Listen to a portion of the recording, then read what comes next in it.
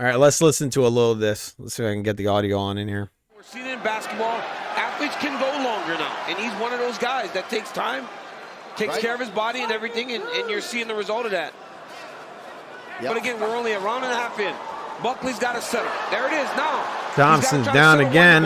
Wonder Boy's so knowledgeable, right? Being in there with Gilbert Burns and Tyron Woodley. Yep. He knows I got to get to the fence. That's my... I don't know, people. I think Wonder Boy looks way bigger than this guy Buckley. It's kind of crazy. It looks like Buckley's like a he looks like a weight class lower than Wonder Boy. Yeah.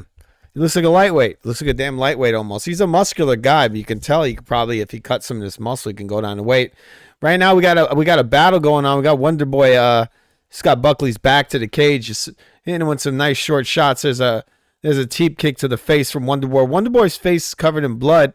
I thought Wonder Boy won the previous round. It's insane, people. I just got to say it again, like how small Buckley looks. He's heavily muscled, but, I mean, Wonder Boy just looks massive next to him. It's crazy. You got Buckley standing his ground in the middle of the ring. I didn't get to see exactly what hurt Wonder Boy, but I think Wonder Boy's losing this round. I thought he won the previous round. He's doing good here. Well, Buckley's doing good. Wonder Boy is he's just standing his ground. He looks like he's having some problems. I mean, he's an older fighter now, you know. Wonder Boy in the center of the ring. All right, got to make this official. This is round number 2. Okay.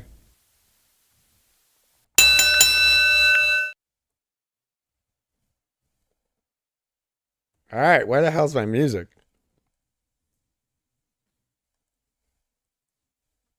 All right, I'm looking for my buttons. Sorry, people, I swapped some stuff around over here. I do not know where my music is.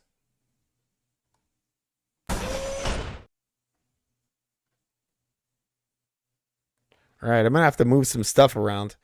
All right, we got Buckley's got Stevens back. Seems to be a pretty decent round for Buckley. Stevens down. He's on the ground. He's on his ass. He's trying to crawl back up. His back is against the fence. He's almost up. All right, Stevens getting up.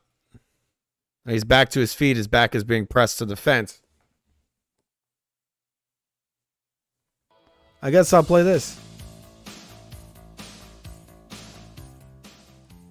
All right. Hopefully you guys can actually hear, because I thought I had set up this audio differently. It looks like Stevens been hit with a low blow. All right. He's up on the fence waiting to get it. He's getting a breather, people. All right, he's nodding his head. He's like, no, bro, that didn't hurt. He's going to get back in there right now. All right, Steven hitting the nuts with a nice knee to the nuts. Standing his ground in the middle of the ring. A high kick attempt from Steven and a kick to the body. Both miss.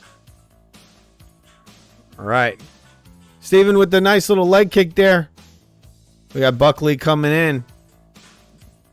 Got clipped with a left hook. Nothing really there. It's a big looping left hook from Buckley. It misses. So weird technique from Buckley. He almost capoeira style. Tried to throw a kick. While he got both his hands on the ground, he got to push himself up. It was a weird kind of kick.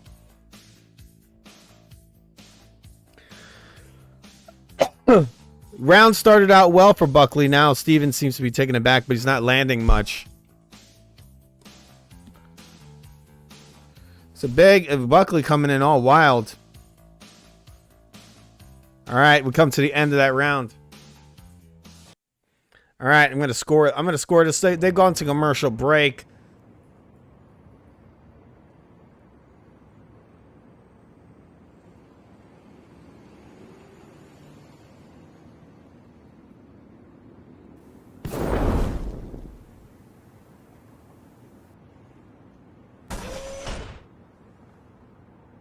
All right, I'm going to score that round. Give me one moment. We're waiting for the next round to begin.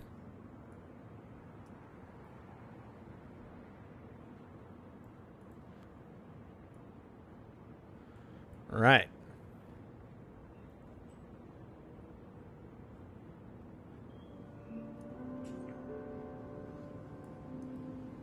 All right, it's really weird how the UFC they go to commercial, but there's no commercial. It's like they just show like a building, the side of a building. Like, why wouldn't you show what's going on in the corner?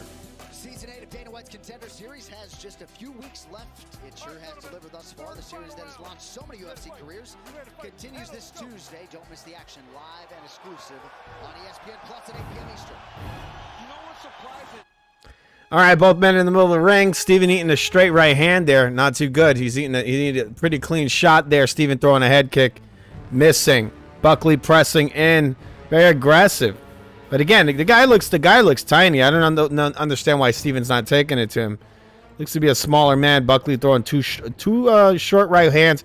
But Steven getting touched up right now. Buckley's coming in real crazy, real wild. And he's catching Steven. This kind of a pushing jab from Buckley. It's a head kick attempt from Buckley. It's kind of like a feint. It's a head kick that hits Buckley in his face from Steven. It's an overhand right. Looks like Buckley might have got clipped with a right hand. Buckley's got Steven pressed up on the cage, and he's throwing a low blow there. A couple of body hooks. He's just leaning up on Steven. Steven not doing too much to get him off, and he looks pretty fresh. And I understand why he's not throwing more. I've always felt like Steven should work on his defense. He's got very leaky defense. That's why he gets caught. You know, he gets caught sometimes. I guess because he's watching out for the takedowns, right? He's watching out for the takedowns. Steven blitzing in. 2 shots. Misses both. Steven in the center of the ring takes a step back. Throws a weird kind of leg kick to the head while taking a step back. No power on it, and it is blocked. Buckley throws his own kick, and it is blocked. Buckley feinting in a kick. Steven landing a body shot there. Buckley's heavily muscled. Very, very muscled. Just got to say it. The dude's pretty jacked for a midget. Buckley pressing in. Steven standing his ground in the middle of the ring. Buckley throwing a right hook and it misses. Wonder Boy just standing his ground, kind of pumping his stance as he does, you know, karate style. Coming in, there's a straight right hand from Steven. And it misses, and Buckley throws a short right hook. And it's a partial. There's a head kick attempt from Steven. Buckley caught it. You know, he blocked it. He blocked it well, but it looks like it hurt because it's a nice straight right hand from Steven that hits Buckley. It looks like Steven's out, people. He's been KO'd. He's out, people. He's fucking out. Steven got hit with a right hand. He's out. Told you he's got a leaky defense, people. That was it. Joaquin. Throwing, not just sitting there. It worked. Found the shot that ended the night. Wow, and those were the bombs that we were talking about. He throws everything into those shots, and it just took one of them. He was lunging into those shots, went and did exactly what his corners told him to give himself a chance, and he knocked him out. Wow. Let's take a look at it again. Look how much Wonder Boy's been knocked out. Coiling himself, just coiled. Boom. That looks like... Why is Joe Rogan so fucking annoying? Look how much power. Look how much power. Like, who talks like this? Bring it back one more time, boys. He's going forward, and he's... I told you, people, he's got a leaky defense. He got caught with a right hook. He was probably winning the fight. Steven Wonderboy's been defeated by a right hook to the face while not blocking. His hands are down. He's having a boxing-based style. You know, this is pretty much, for the most part, a boxing fight. So why aren't your hands up, Wonderboy? Why aren't your hands up? Bring your fucking hands up, bro. All right? Okay. Where the hell is the audio here? After this word from DraftKings Sportsbook. All right, I'm going to check. Bob was calling them to see what's up. Announcer with a front row seat, I've been known to get pretty excited. All right, there's some stupid music. All right, right now I'm going to check and see what's going on with Bob. Maybe she'll come up here and do some play-by-play with me. All right, we're going to go and see what's up with Bob. All right, while we're waiting for Bob, remember to subscribe to The Real Food TV, people, if you haven't already subscribed. You're watching UFC 307 live play-by-play on The Real Food TV. I was thinking maybe I wouldn't do a stream today. I actually hurt my foot 2 days ago, and I've been dealing with that. Yep, it hurts. It hurts, people. It's effing hurts. It is a hurting foot. Hurt my foot. But I'm doing it. I'm doing the live play-by-play. I'm just too cool, people. Let's listen to this. The winner by knockout, Joaquin Numanza Buckley. Ladies and gentlemen, I'm here with the winner, Joaquin Buckley, who is now undefeated as a welterweight. Since you have made the move to 170, you have been a force, sir. Yes, sir, man. We just blocking out all the noise, all the distractions, man, and we going to work, you know what I mean? So, yeah, we coming for that throne. Let's get it. Well, this was for sure the biggest win so far of your UFC career, and such a spectacular win it was. All right. Give us your thoughts on the type of opposition you like to face next. I'm glad you asked me that. Look, I feel like I need to fight one more before I fight for the belt, and I love Bilal, man. I'm going to let you handle that with Shawkat. But Usman, get your ass out here in the octagon, man. Everybody want to see that fight. Let's go. I'm going to put my 5-0 record up against your 3-0 losses, and let's get it. Let's see who's going to win. Congratulations, sir, on a spectacular performance. Joaquin Buckley, ladies and gentlemen. DC, your thoughts on the call-out? Kamaru Usman, not bad. I was Devices when like he your- called out the last guy. Yeah. This is a fitting call out. All right, so. All right, so Bob is back. One of our dogs left the yard. Are you gonna join, Bob? All right. All right, so it looks so Stephen Boy Wonder Boy just got knocked out, and this weird looking midget guy just called out that boring guy, Mohammed. You know what I'm talking about, the Arab guy with the crooked eyes. I think he's Arabic. I'm not sure. All right, they're talking about the Pereira fight that's coming up later. You know what they should do in the UFC? They should not wear those stupid gloves. They look like shit. Those new gold gloves are horrible. Into the two title fights, Pennington Pena and Alex Pineda in defense against Khalil Roundtree Jr. We will begin the pay-per-view with Kayla Harrison's second UFC appearance against Ketlin Vieira. Moments ago, the bantamweight standard, Raquel Pennington with Tisha alongside, making her way here. It's kind of weird how Raquel Pennington looks a lot like the boxer Dana Garcia. That's really weird, isn't it? She looks like a dude, sort of, in a way. And she's fighting the lady, the one who knocked out Amanda Nunes. This should be interesting, I guess. Maybe not. I'm predicting that Pennington's going to lose. All right, so they've gone to commercial break again. And we're waiting for the pay-per-view to begin.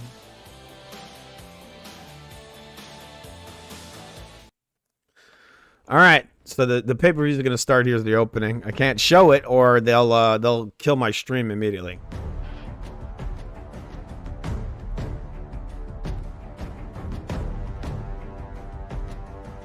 For the pay-per-view to begin.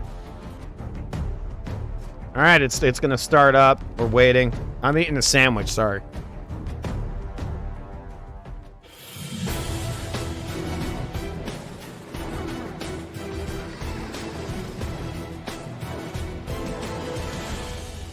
All right, they showed the UFC logo on the screen. It says UFC 307. It's happening, people. It's going down. Something about the crossroads of the West, as some of the most unbelievable moments in UFC history have happened at the western footstep of the Rocky Mountains. Awe-inspiring knockouts that turn warriors into cult heroes. And tonight, as the UFC returns to Salt Lake City, there's once again something in the air, as a champion of no ordinary magnitude once more enters the scene, an era-defining Brazilian sensation who has rocked the light heavyweight division to its core. This man is a monster. He knocks people into other dimensions. Does he? Stepping Wow. up to defend his title anytime his number is called, whose stardom has reached unimaginable levels due to every show-stopping finish.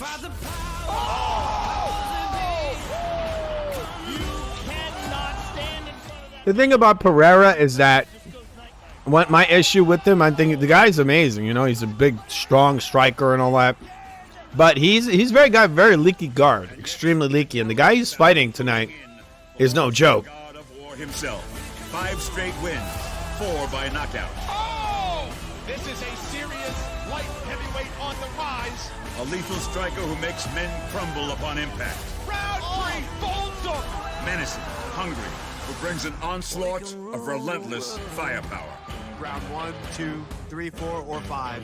It doesn't really matter. I'm going to win this fight by knockout. In the co-headliner, the bantamweight title is at stake, and a pillar of perseverance, straight nastiness, and Colorado metal makes her first title defense on the other side of the rock. Straight nastiness. Unlocked inside of me. I'm excited to unleash that on her, and at the end of the day, I'm going to be the one getting my hand raised. Winner of 6 straight fights, ready to settle the score with an old rival, the Venezuelan vixen, who shocked the world by upending the women's GOAT in 2021. And is on a warpath to regain what is rightfully hers, because once you put your neck on the line, she won't hesitate to take it. I don't know how, I don't know when, but I will get my hand raised. Come hell or high water. 2 titles on the line in a city that always delivers. Can the dark horse of the light heavyweight division control the levers of detonation, or will the 2-division champion, a kickboxing legend with a kill switch at his fingertips, skyrocket into another world of superstardom with a 3rd straight knockout in 2024? Live from the sold-out Delta Center in Salt Lake City, it's UFC 307, Pereira versus Roundtree, and it starts We can rule the world right now.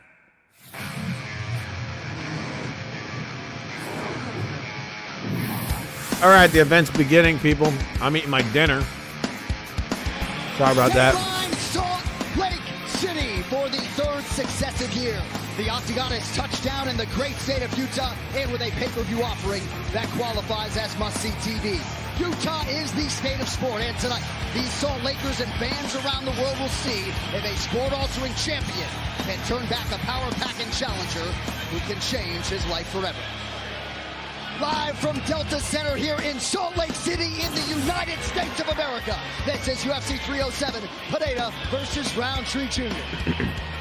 Closed captioning for tonight's broadcast is presented by Venom: The Last Dance, starring Tom Hardy, exclusively in movie theaters October 25th. Also, if you would like to watch UFC 307 in Spanish, that is available on ESPN Plus as well. All right, with that, I'm John Anik. Thank you for being with us for UFC 307. So at this time 3 years ago, Alex Pereira was not in the UFC. Now he is as big a star as anyone in martial arts, and there are a myriad reasons as to why he has resonated with this fan base to such an extent. Equal parts imposing and alluring, largely it has been his fighting style and his penchant for producing knockouts that has led to this mass appeal. He also leads the league in staying active, and tonight, remarkably, he defends this belt for the 3rd time in the last 7 months, and he will do so against another devastating striker with that death touch power, Khalil Roundtree Jr. Never not an honor to welcome in my broadcast partners, the unparalleled. You guys Joe got Rogan, winning Hall of this Famer one. David Cormier. We're just waiting for the fights to start. Salt Lake City. It's always a great time in Salt Lake City. There's been some magical moments in the city. When Dustin Poirier got knocked out by Justin Gaethje, when Leon Edwards shocked the world and knocked out Kamaru Usman. All right, just waiting for the fights to start, people. This is the main card. It's just begun. There hasn't been any fights yet. I just did one fight. Stephen Boy, Wonder Boy Johnson. Was that his last name? Am I wrong? Is it Johnson? Well, Wonder Boy just got knocked the F out, people. That's what happened. He got knocked out. All right, let us dive into this championship main event, which could be absolutely epic. These fight odds are brought to you by DraftKings. Wonder Boy loves to have his hands low. It's a big problem. He was in a boxing match and he had his hands down the whole time. As he makes this 3rd title defense tonight against Khalil Roundtree Jr. No one has risen to the top so quickly. There's never been a single fighter that has won 2 divisions and become the champion so quickly. This Amazon warrior who has power that is just otherworldly and such a talented and Otherworldly, wow. so different than anybody else. And the consequences of making a mistake against this man are so grave because his power is This man is otherworldly, people. Joe Rogan. He's laying it on.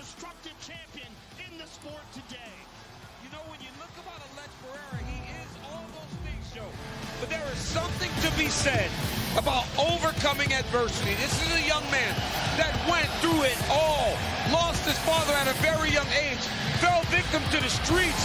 Life was going nowhere. He drug himself out of all the dirt, the mud, to become a world title challenger. He started to learn to live. Now he's living at the top of the world, and he has gained a ton of skill along the way. He can knock you out. He can strike with the best. He went to Thailand and became a completely different human being and believes that tonight he will knock out Alex Pereira and become the world champion. The violent nature of some of Khalil Rountree Jr.'s knockouts has been absolutely absurd. Joe, here was the scene at the ceremonial weigh-in on Friday. So much tension, yes. All right, the card just started, Matty. The card the main event or main card just started. There hasn't been any fights yet. Wonder Boy just fought in the co-main when the what do you call it, the prelims. The prelims just ended. It was on ESPN. Wonder Boy got knocked out. He got knocked out in the third round towards the end of the third round. He's just not fighting correctly. Wonder Boy, he always has his hands down. You can't do that. Like, look, Wonder Boy was having a stand-up fight, and for the most part, he was winning it. And then he got caught at the end of the fight. Got caught with a right hand. Buckley was his name is Buckley, I think, the guy he fought.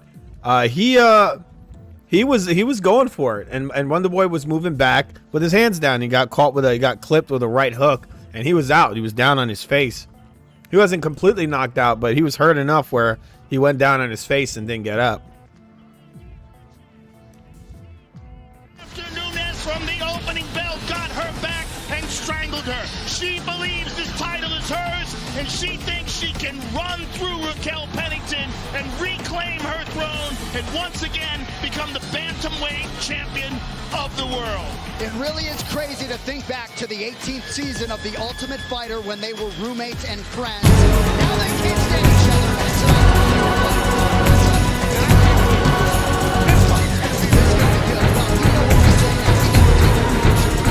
Thanks for being here for UFC 307. Sooner I stop talking, the sooner we lost. Let's go. Marvel has done it again. I never doubted us for a second. All right, so the commercial. And it's wickedly fun. A feral, hive-minded coven. All right, so at commercial right now. Again, watching some cheesy commercials. I'm going to set up my scorecard. It's some movie, some horror movie starring Brandy. Wow, the return of Brandy, everyone.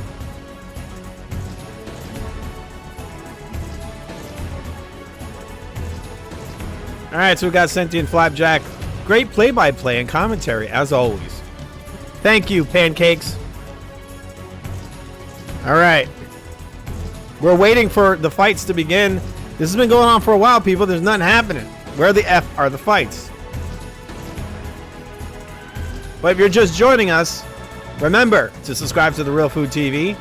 It's the greatest channel known to man, people. It really effing is.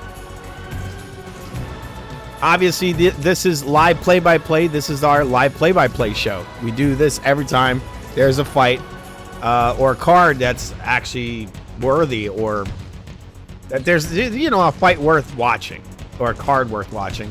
This card actually seems to be pretty stacked, but I didn't get to watching it. I got here late, so it was already going on. I think this started at 4 p.m., the prelims, but we just got into the main event. Not a single fight has happened yet.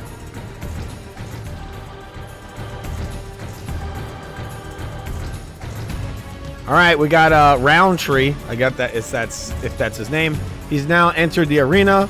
We got Pereira coming down, looking like he's going to the club. He's wearing a tight-fitting purple shirt with a couple of buttons loose around the collar. You know, very Ricky Martin-esque. The guy's living living La Vida bloody, I guess. I don't know. At the press conference between elite bantamweights, we kick off moving night and the mini tournament right here, right now. Well, Kayla Harrison is laser focused on fighting for the bantamweight title, but you don't have to tell her first things first. And Brazil's Ketlin Vieira is not so quietly waiting in the wings, intent on playing spoiler. To the surprise of a precious few, it took Kayla Harrison just one fight to smash her way into the bantamweight top 5. Now the decorated judoka wants to follow up that spectacular UFC debut by cementing a shot at the world title. And and she plans on doing just that against the fighter one spot ahead of her in the ranks, Brazil's Ketlen Vieira. I think the division is exciting because I'm here now. I think when Amanda left, there was a hole, and I've got big shoulders and I'm ready to fill it. Assim como ela quer assistir pelo cinturão, eu também quero. Eu acho que ela quer a chance, eu quero. This lady's definitely então ela vai ter uma Brazilian. missão She has to be. muito difícil pela frente dela. Ela não sabe o que está esperando ela hoje à noite. All right. With wins over former champions Miesha Tate and Holly Holm already on her record, Ketlen Vieira is primed to challenge for the UFC belt. Some would argue she has been for some time. But if there are still any doubts, after she disposed of Pannie Kianzad in her last win, she plans to erase them here against the highly regarded Big Name Harrison. Eu acho que o hype só torna a pressão para cima dela. Aí eu tô faminta por essa vitória, então esse hype, como eu disse, leva a pressão para cima dela e eu só quero vencer e eu tô faminta por essa vitória. A two-time Olympic gold medalist in judo for the United States of America. Kayla Harrison arrived in the UFC in April with a 16-1 pro MMA record. She departed the octagon with her 17th win as she submitted Holly Holm in the second round. And that has laid the foundation for this title eliminator at altitude here in Salt Lake City. You know, my accolades speak for themselves. I've been Harris doing looks like a this dude. since I Just a was straight up 6 dude. years old. I Damn have it. 2 Olympic gold medals, 2 other MMA world titles, and I'm coming for UFC gold.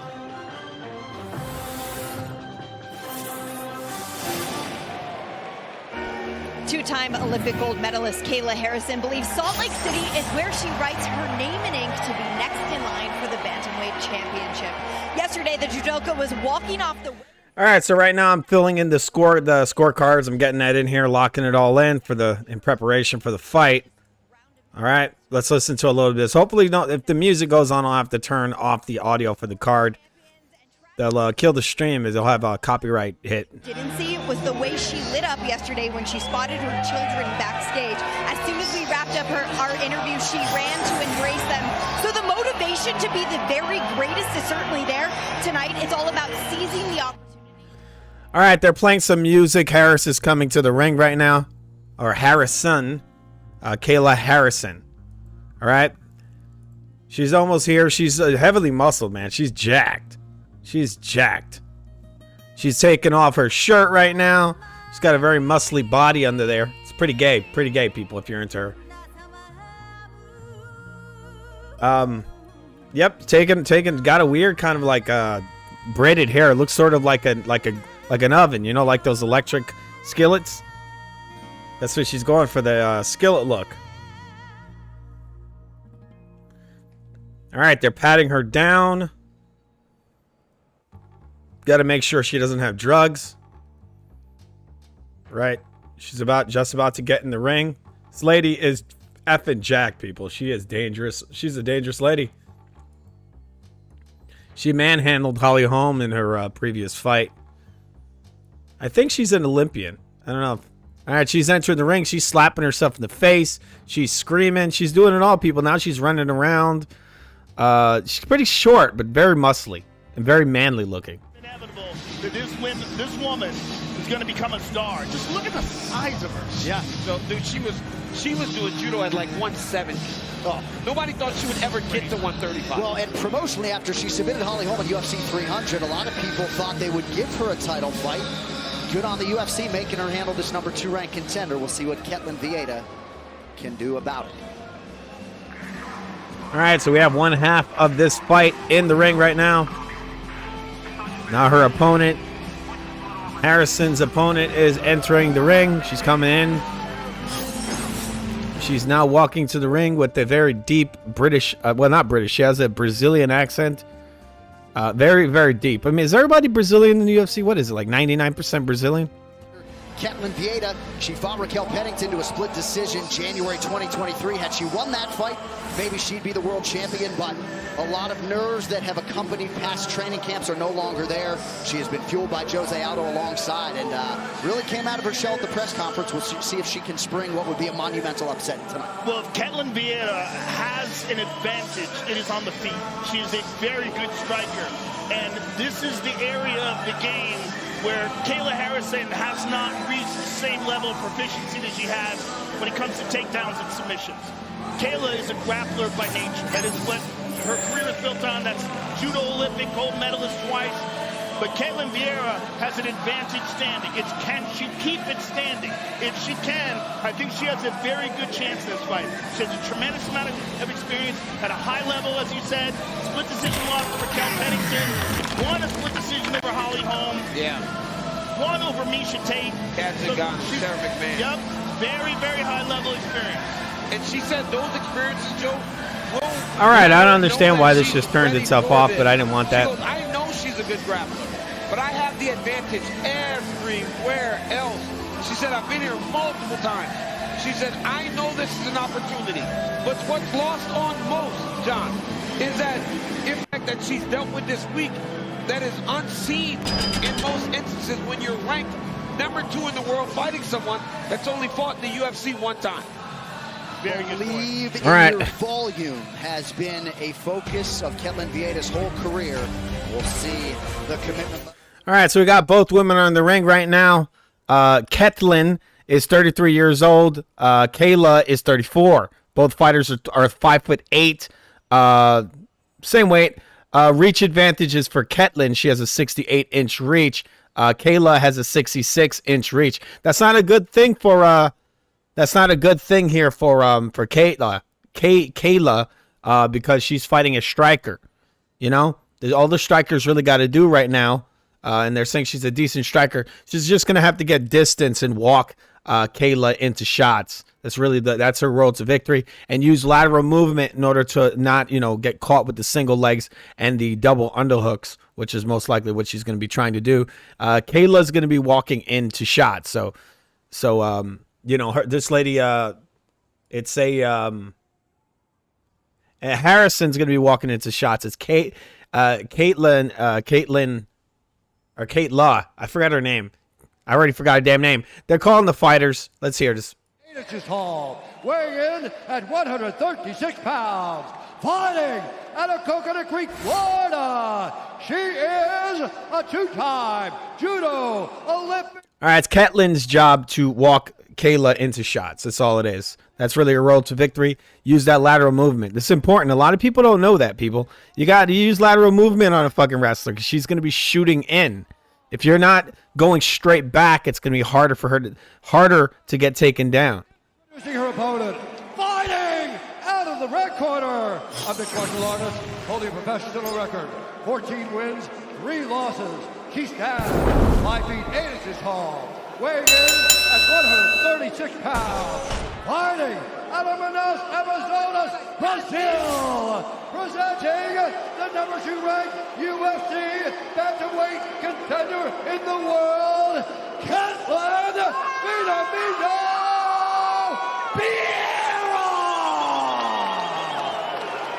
And when the action begins, our referee in charge, Mark Goddard. Ketlen Vieira's got an edge to her, man. She certainly does. She does. And as you were saying, DC, she feels disrespected. She's #2 in the world. And maybe Bruce Buffer's favorite fighter, or he's just excited? He's really excited. Yeah, he just loves the game, man. All right, tonight's UFC 307 fight clock. Both women in the middle of the ring. Fight. All right, we already got Harrison's already landed a straight left hand. Vieira is circling to the right. She's using lateral movement. That's intelligent. She's circling to her right. She throws a straight right hand and it misses. Harrison is enormous, people. She makes this woman look very out of shape and fat. She makes her look just out of shape. It's just so heavily muscled. It's kind of creepy. It's weird. All right. So you got Ketlen circling to the right. She's circling to her right. She's not throwing any strikes. We had Harrison's in the middle of the ring, just kind of feinting out her lead hand. There's a nice leg kick from Ketlen. Ketlen. Ketlen circling to the right, doing a decent job keeping herself out of range for a clinch and stepping in with a straight right hand. Ketlen's got a really tiny head, just got to say it. It's got a tiny head. Either that or Harrison has a gigantic head. I would say Harrison probably has a giant head because who knows what she's been taking, people. She don't look natural, that's for damn sure. All right, Ketlen's up on the cage. She gets clipped with a left hook. she's still doing pretty good. Here goes the double leg. She went for to both legs, and it's stuffed. She's having issues. She's doing the right thing. Ketlin's fighting her correctly. She's moving back. She's keeping her out of that kind of clinching range. She's having Harrison leaping in, trying to grab her. She's having a hard time right now, but both women are up on the fence. Ketlin's back is up on the fence. There's a short knee to the body from Harrison. Harrison just holding her up on the fence. She's not really doing much with it. She's just got double underhooks and she's holding her. There's some short knees to the body from Harrison, but not much going on here. She really almost looks like she's just killing the clock. She's not doing anything. All right, so it's more of the same, just being held. She's not improving her position. Trying to land a little knee to the head there.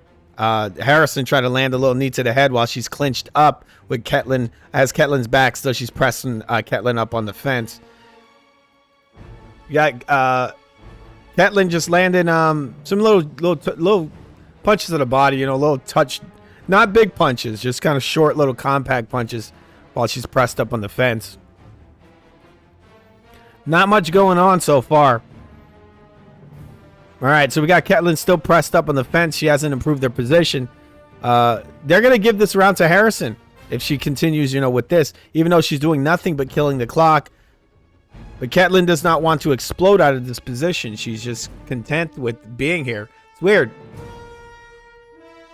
Little punches to the body from Ketlin. Now she's trying to explode to the right. She's not able to get out, but all Harrison is doing is fucking holding her. There's a big right hand from Ketlin. It does not land. There's another right hand attempt to the body from Ketlin. Does not land. She didn't find the range. There's a leg kick there from Ketlin that lands. Harrison just is standing her ground in the middle of the ring. She feints a left hook and she eats a left hook in return. It's not a hard one. There's a right hook attempt to the body from Ketlin. It does not land. There's a left kick to the body from Harrison that lands. It's a decent shot. Not a huge shot, but it was clean. It was a clean blow to the body. There's a big looping right hook from Ketlin that does not land, hitting on the arms. There's a right hand from Ketlin. It does not land. Both women in the middle of the ring. There's a right straight from Ketlin. Nothing there. Harrison just takes down Ketlin like she's a freaking rag doll, like she's nothing. I mean, the lady is huge. She's enormous. She's heavily muscled. Harrison has the dominant position. She's on top of her opponent right now. She looks like she's going for a submission. It ain't working. All right, let's listen to a little of this. Now she's got the back. Oh, big elbow. Punishing elbow right up the gut.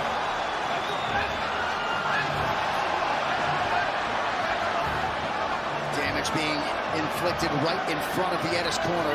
Oh, she is just manhandling. Yes. Or woman handling her. Yes. I mean, look at her forcing her hips in, Joe. Look how she forced her hips in close. Smashed her. I mean, this is a dominant round for Harrison, I think. I mean, it's not like a huge blowout, but, you know, she's done enough. She's taken over the end of the round. We're coming to the end of the round. That's it. All right, round one in the books. This corner cam is powered by Prime Hydration, the official sports drink of UFC with only 25 calories, zero added sugar, BCAAs, and electrolytes. Now available at Walmart.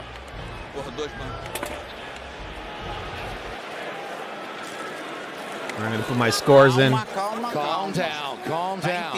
Listen, you're full strength right now, okay? Calm down. Look at me.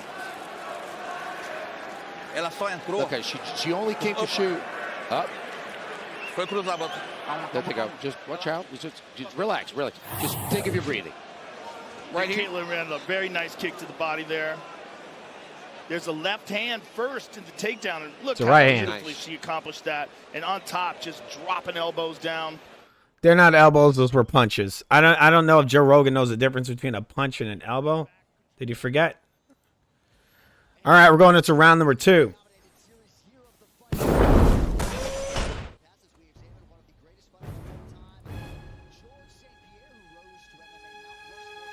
All right, both women standing across the ring from each other. I've seen Ketlin fight before, not extremely impressive. I feel like they're in some ways maybe trying to build up Harrison.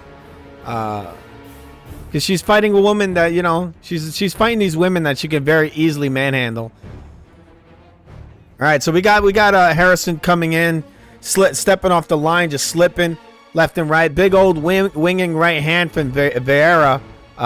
Nothing there. Don't land at all. She has not found her range. I don't know why she's punching when she's way out of range. Now we have Harrison stepping in with a lead hand, and she's a right hand. Harrison just ate a right hand. Harrison landing a decent leg kick that knocks Vieira off of balance, and she fell down, but she's back on her feet right now. Vieira doesn't look to be able to find her range. She just does not know how to find the range. She's fighting okay the way she's circling, but she just can't land the leather. You know, she can't set up her punches correctly or her kicks. She's landed a couple of kicks, but with her hands, she can't really do anything. She hasn't landed anything. All right, what the hell's up with this? This just froze up. What the F? All right, give me 1 second, people. My internet's screwing up a little bit here. It'll come back, hopefully. I might have to refresh my browser. Okay, 1 second. I can't do play-by-play if I can't freaking watch the fight, people. Okay. 1 moment, please. I don't know what's going on here. Yeah, my internet's screwing up a little bit. Sorry, people. We're going to get it back. This has been happening. All right, so we got both women in the middle of the ring. Both women in the middle. We have a right hand from Vieira. And doesn't land. I mean, she doesn't find her range. And she doesn't put much steam on her shots. I mean, I don't understand what she's trying to do. But, I mean, Harrison isn't doing much herself. She's attempting a single leg, and it's stuffed. She kind of in a way, she almost like feints the takedowns. She doesn't go full force. She's just faking them. There's a jab right hand attempt from Harrison. Both miss. I feel like Harrison is very like she gets flustered when you start throwing shots at her. She seems to be pretty easy. I'm gonna guess over time she's gonna be kind of easy to break down. There's a straight right hand that hits Harrison in her chin. That's not completely solid. There's a straight right hand to the body from Vieira that hits Harrison. Harrison's now trying to get that takedown again. She's got her pressed up on the fence, and she's just pressing on her. Not doing much. She's kind of pressing and pressing. Back to the same thing she did in the previous round, where she just lays on you and doesn't improve her position. She's killing the clock again. I mean, if this is one of her tactics where she kind of turns the action off because she's going to gas or something, that's not a good thing looking at her future in the sport. I mean, I guess it's kind of weird that they put her up against Holly and they put her against this woman here who's obviously not as good as Holly Holm, but, you know, you never know, right? There's a nice little short elbow from Vieira that lands on the forehead of Harrison. Both women are all on the fence. Harrison has her opponent on the fence. Ketlin. Her name is Ketlin. That's a weird name, Ketlin. Why can't it just be Caitlin? Caitlin would be easier to pronounce. All right, so Ketlin's up on the fence. She really is totally fine with being just pressed up on this fence and not doing anything. I mean, she's landed some small knees and all that. There's actually a big mark on Harrison's face. I think that was from that short elbow. She was hit with a short elbow. She now has a little knot over her right eye. All right, so we got Harrison just holding Ketlin up on that fence, throwing little just like nothing on him, just little knees, and just holding her and killing this clock. We got 51 seconds left in round number 2. Not much happening here, but I think this is another Harrison round. Even though Harrison has a big ass bump on her forehead that's bleeding. It's a big bump and it's bleeding, and that's from one elbow. I mean, Ketlin just really needs to go for it. She got this lady bleeding, and now she's content with being up on this fence, just throwing little baby punches. It's not a good thing. The referee's breaking it up right now. He's gonna send them back to the middle of the ring. All right, he's resetting them. All right, now we got both women back in the middle of the ring. There's a nice leg kick from Ketlin that lands right on the ankle. Big head kick attempt from Harrison. Does not land. There's a head kick attempt from Ketlin, and it does not land. There's a teep kick attempt to the head and another kick. Both Both women missing a lot. All right, let's listen to this. I'm going to put my score. It's a hard round to score. Later on, it looked like Ketlin was getting into it. And Harrison is cut. She's got a big bump on her forehead, and she's cut.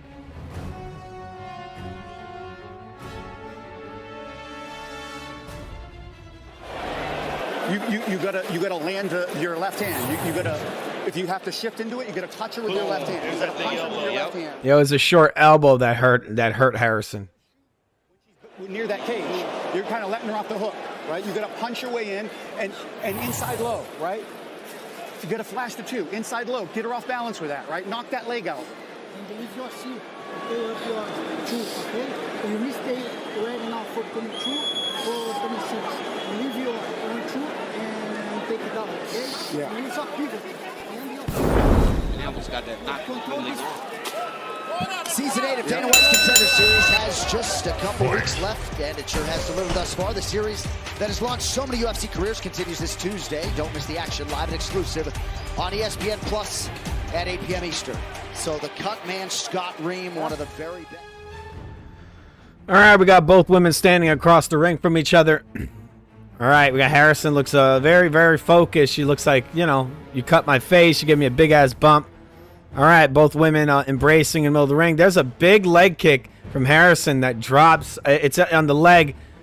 So we got Ketlin losing her balance and falling down, and then Harrison just jumps in real quick for a guillotine.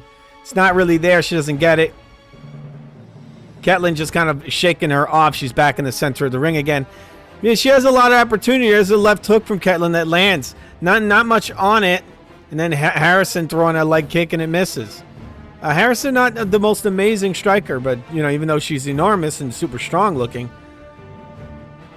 she's getting marked up right now, Ketlin. There's a straight right hand attempt from Caitlin, whatever her damn name is. Keep forgetting her fucking name. It should be Caitlin. I should just call her Caitlin.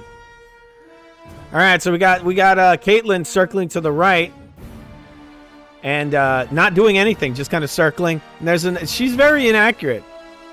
She is very inaccurate. Ketlin over here, she's not landing anything, people. She's throwing right straight. She's got the right idea, but she doesn't have the right connection. She doesn't have the right accuracy. There's a kick to the leg from Vera, and it's checked. This lady's not doing much in this fight. It's a lot of posturing happening here. All right. I'm going to set my monitor back. I'm looking at the wrong screen. Sorry. All right, so we have Ketlin just kind of like, is that her name again? I got to check her name one more time. Keep forgetting it. Yeah, Ketlin.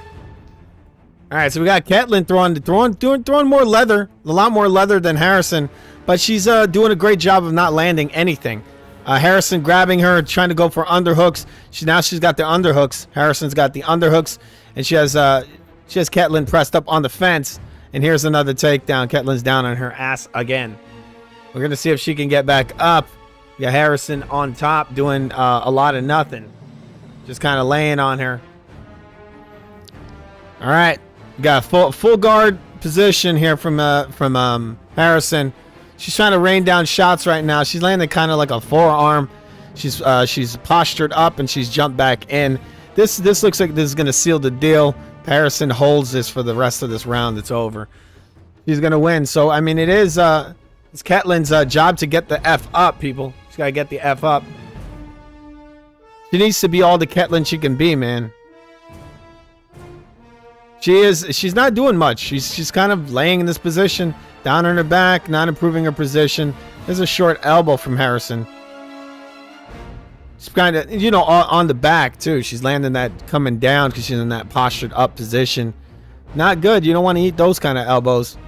Got a minute and 51 seconds left in round number 3.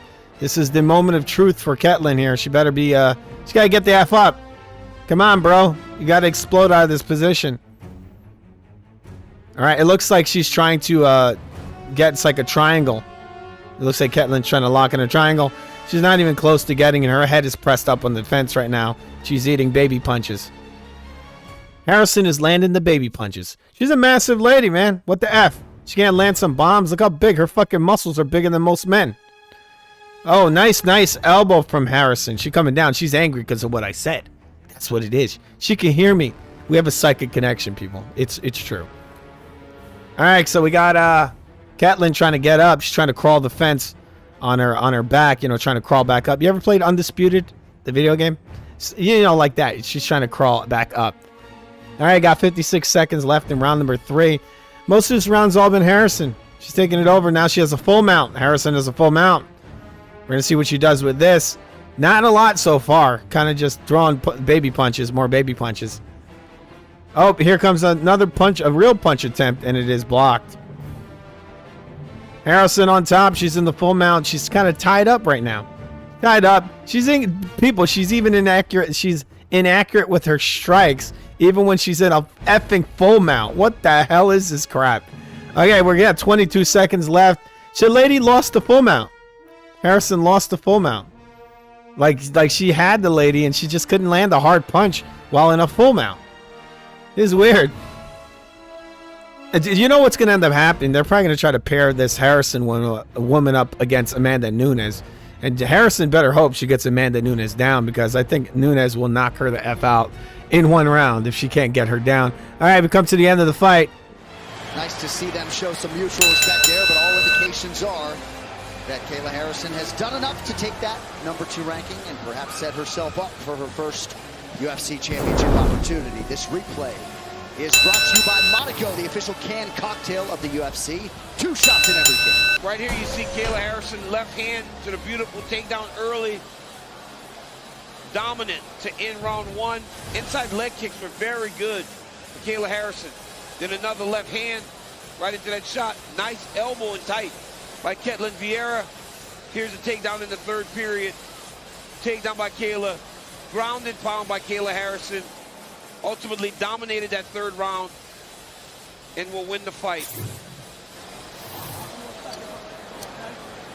Well, you wonder when Ketlin Vieira got this assignment what her initial internal thoughts were, but I think she raises her profile as well. Had a big moment in round 2, but ultimately Kayla Harrison on the ground just too much. And in all likelihood, she will improve to 18-1 and 2-0 in the world famous Octagon. All right, this official. All right, so I thought, oh, well, my scorecard's all effed up. Sorry, people. I hate that I have to line this effing thing up. It's all out of whack. What the F? I got to fix that. Anyway, it looks like Harrison definitely won this fight. Ketlin had a decent 2nd round. She just didn't go for it, people. She didn't try hard enough. She got outworked by a woman that was barely doing any work. All right, let's hear this.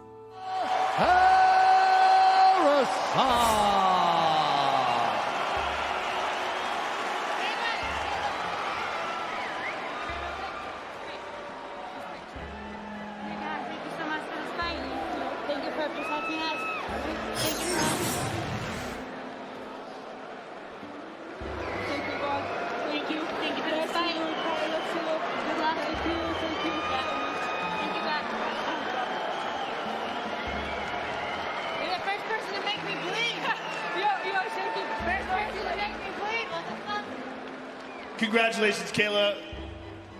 Thanks, Joe. Tell us, this was your 2nd fight inside the Octagon, the 1st fight where you really got hit, and the 1st fight where you encountered any adversity, but you were against a number 2 ranked person in the division. Give us your thoughts on your performance. Yeah, absolutely. My hat goes off to Caitlin. Round of applause for her, ladies and gentlemen. She's a killer. She's number 2 for a reason. Listen, I came to the UFC because I wanted to challenge myself. I didn't come here for money. I didn't come here for lies. fame. I came here because I want to be the best in the world. This is where the best girls in the world are. So tonight was a great night to put me through some. This is the first time I've ever bled inside of a cage. So thank you, Caitlin. That's not what I heard. Well, you're one of the most accomplished combat sports athletes to ever compete in MMA, and now with 2 fights in the Octagon, you're clearly on a fast track to the title. Give us your thoughts about the title fight tonight and where you stand in the division. Ladies, wow, that's a nasty sound you made. Enjoy it while you can, because the queen is home, and she's coming for that fucking gold. Well, you really got a curse, lady. Good luck to you, man. Congratulations. Kayla Harrison, ladies and gentlemen. Gotta think her next fight will be for the UFC Championship, and in all likelihood, she will be the betting favorite. All right, this Celeb Cam is sponsored by Curve, the fragrance for fighters. There is the UFC Hall of Famer, Sugar Rashad Evans, also with us. One of the best dudes in the game right there, the bantamweight contender, Corey Sandhagen. All right. King as well, the newly minted UFC bantamweight champion, Georgia's Merab Dvalishvili.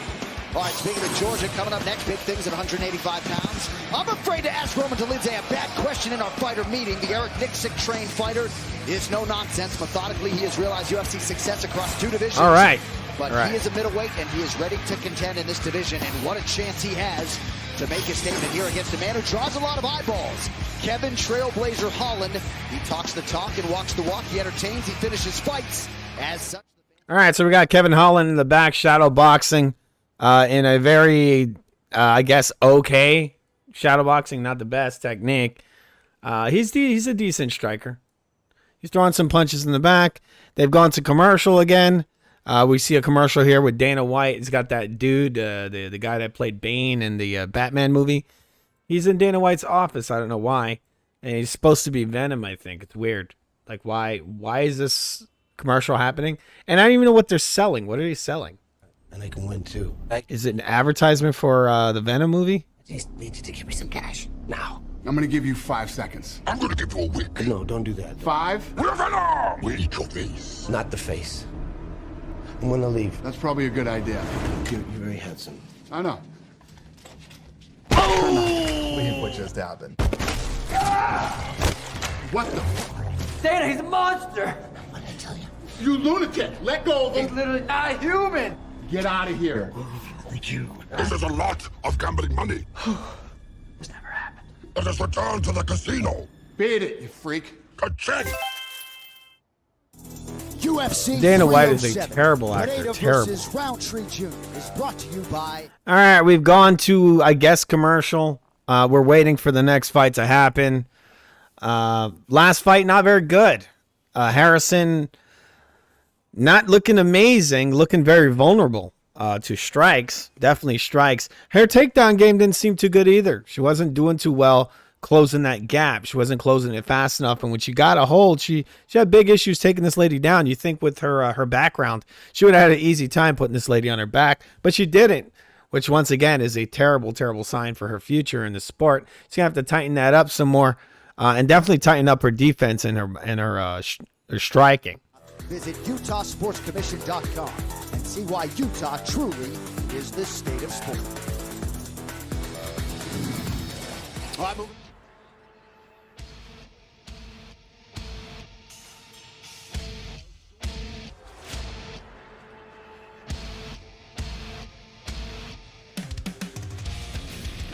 All right, Holland's coming to the ring right now. He's walking to the ring. All right, let's hear a little of this. Roman Dolidze has been a recent addition to the Anytime and Anywhere Against Anyone Fight Club. And after a short notice win at light heavyweight against Anthony Lionheart Smith, the Georgian powerhouse returns to the middleweight waters to face off with a man who is always ready, willing, and able, Kevin Holland. I'm excited to see that Roman's coming off a win against Anthony Smith, but me, I'm no Anthony Smith. It's just 2 different levels of this game, and I'm not saying me and Anthony Smith ain't on the same level, but we're definitely on 2 different speeds. Kevin Holland is a big name in the sport, and that's why I agreed to fight him. And I just want to have another good name in my resume. Back in 2022, Roman Dolidze arrived with 3 successive bonus-winning knockouts of Kyle Dawkins, Phil Hawes, and Jack Hermanson. And 2 years later, he is in the top 10 and closing in on a place in the title conversation should he keep stacking wins.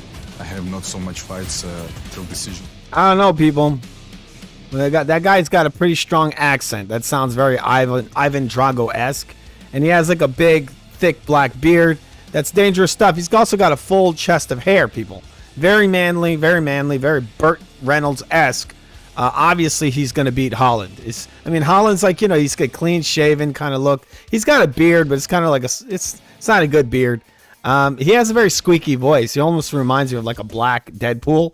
He also, he has his chest looks like it's been shaved. His chest is shaved, people. That's not too manly. Kevin Holland's talking right now. All right, you're watching UFC 307. on The Real Food TV. People remember to subscribe. It is the greatest channel known to man. It really effing is. There's a lady on the side of the ring right now speaking. She's kind of pretty. Let's hear her. Divisions, and he told me there's a lot less stress involved at 185. He doesn't have to worry about precise weight calculations, and he can do more strength training as opposed to loading up on cardio. Now, the Kung Fu and Jiu-Jitsu black belt told me that Roman Dolidze has been on his hit list for a while, and while he expects Dolidze to shoot, he does not expect him to be successful. So if all goes according to plan for the Dana White Contender Series veteran, Kevin Holland gets his hand raised tonight, and then one more before the end of the year in true Holland fashion. All right, Megan, thank you. 39th pro fight for Kevin Trailblazer Holland. A lot of the loudest ovations this week have been reserved for this man, perhaps in some part because he had a big win by Darce Choke over Michael Chiesa in this building last year. 23rd UFC appearance and trying to secure a big win. All right, Kevin Holland's now. He's arrived. Kevin Holland is just such on the side of the ring. He's taking his shirt off. Succeed in 2 divisions. He's about to get patted down. It's just so impressive. When he's focused and when he's on his game. All right, Kevin Holland's getting patted down. He looks to be in pretty decent shape. He's got some decent corn braids. I wonder who he got. He probably got him from his sister or something, I bet. All right, he's kind of wiggling around. He's dancing around a little. He's feeling it. He looks like he's having fun. Description is brought to you by the Chairman Pro from Manscaped. Check out the all-new foil face shaver built for smoother stubble at manscaped.com now. Going between weight classes is what makes Kevin Holland Kevin Holland. But all right. I think in the last couple fights, We're waiting for his opponent to get in the ring. Holland just entered the ring right now. He's bouncing around. He's throwing some really weak uppercuts. Now he's doing an almost kind of Irish dance. It's weird. That's what it looks like to me. He was able to get submissions. Now I think we're seeing Kevin Holland, the well-rounded mixed martial artist, opposed to the showman tonight. Let's see if that continues.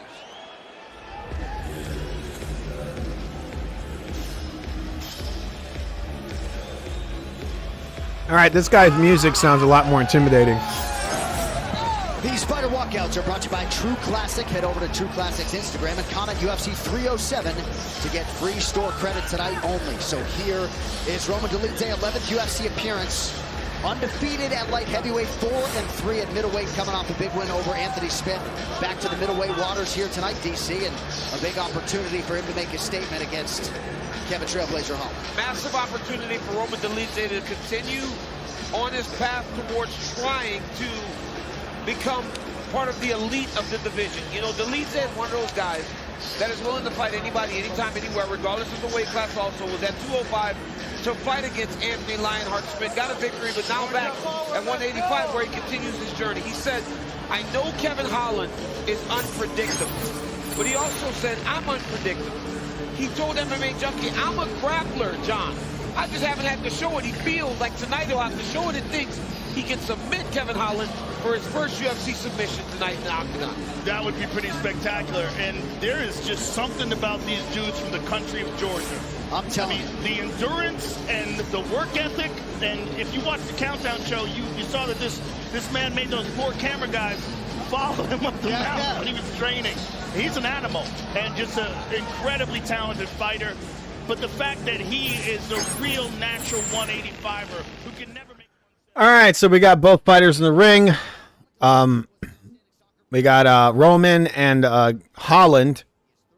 Holland's just pacing back and forth.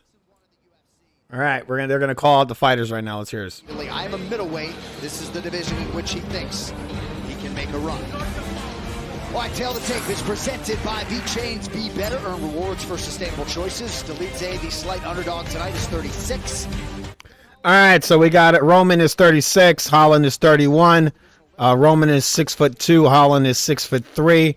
The reach advantage is to Holland. Holland has the 81-inch reach. Roman has a what was it? I forgot. It was shorter. Holland has a larger reach. Roman's is in the 70s. Holland's is 81. Let's hear this.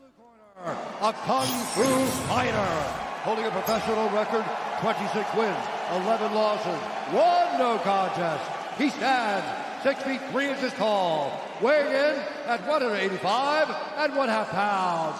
Fighting out of Fort Worth, Texas, Kevin Trailblazer Trailblazer Holland.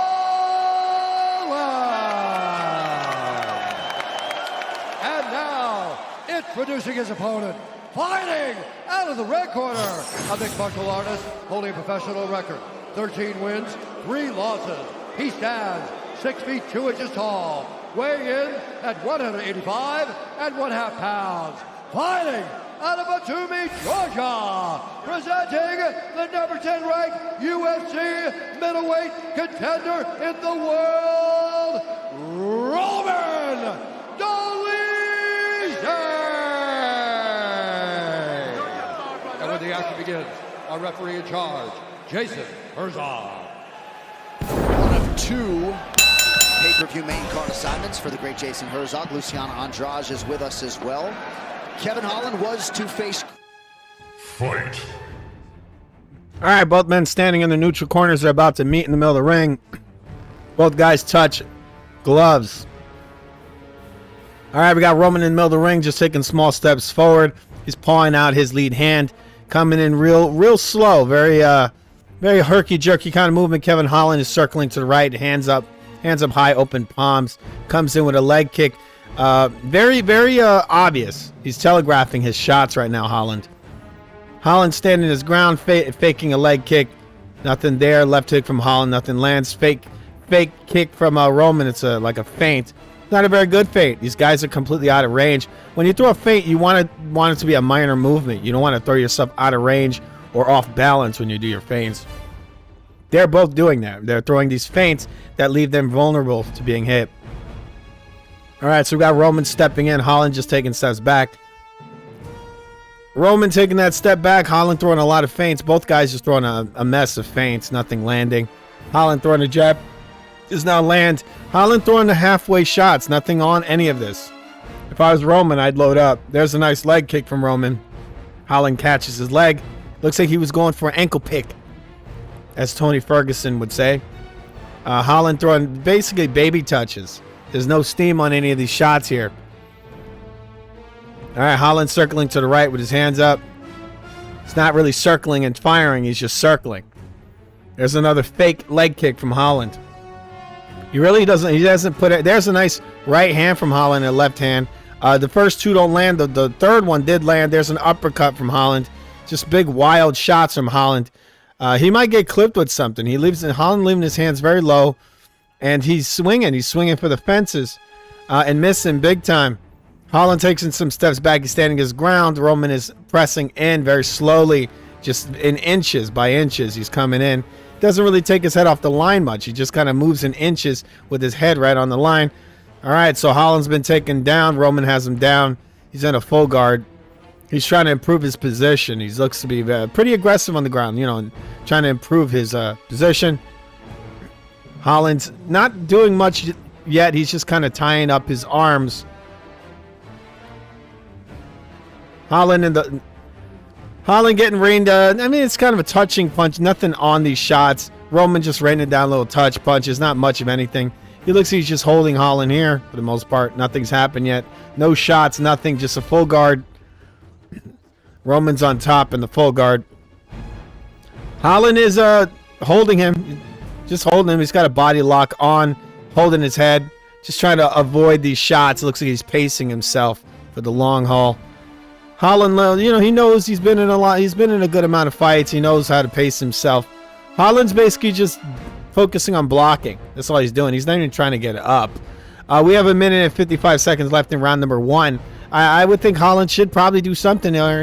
Maybe he's happy in sacrificing the round, because if he stays in this position, he's definitely going to lose the round. If anything, he's already lost the round. He hasn't really done anything. All right, Holland throwing some little kidney heels to the kidney. I don't know if that's legal in the sport, but they let him get away with it. Raymond on top, not doing much, just both guys with the little baby punches, but the guy who's in the dominant position is Roman. Roman's on top, just landing little punches, nothing on him. Just kind of busy work for the judges, I guess. Holland's circling to the left while on his back. He's trying to improve his position, and by that I mean he's trying to get out of this position. He should try a little harder. He's been here for a while. Holland hitting him with tiny little baby punches on the side of his head while Holland is on his back. Roman not doing much except exposing his the guy's got a hairy back too, people. Very, very manly. He's got a manly back too. He doesn't shave any of it. Unlike Holland. All right, so Holland's eating a couple of punches here in the side control. Roman's improved his position. He's raining down a lot of blows right now on Holland. We have 38 seconds left in round number 1, and now Roman's got the full mount right now. He's raining down hammer fists on Holland. He could take this if he throws enough hard shots. He might hurt Holland. Holland's doing a great job of rolling with these punches, and he's in the full mount. He's taking a lot of these shots on the arms. Got a nice tight guard there, but he's eating a lot of right hands around that guard and a nice short elbow too. I don't know what Holland's doing right now, but he's risking death. He ate a good amount of shots. We come into the end of round number 1. We've got 7 seconds left. It's a clear round for Roman.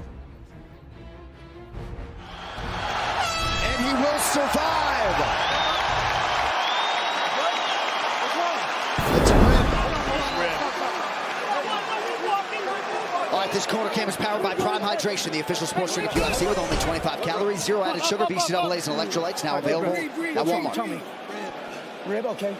Can we continue? I don't know. All right. I think so. Let us work. Okay. His ribs gone. It looks like the fight's going to be called. I don't want out, but if you can't fight, we can't fight. I'm going to give you time to make a call. Yes, sir. Okay, so we have time right now. You see it there on the in feet. transition. If we go, listen, everything was good on the feet. Continue circling. Stay behind the jab. I don't know that we can continue, Kevin. You have to be honest. You have to be honest. Coach should make this call. He shouldn't let the fighter make the call. Because Kevin Holland is going to say, I can fight, when he probably shouldn't. You want to fight? So it looks like Holland's got a broken rib possibly. They're trying to decide if the fight's going to be stopped. Holland doesn't want to stop it. It looks like the ref is going to do it for him. The fight's been stopped. This is a TKO. I would say this is a TKO. Right? Okay, let's hear this.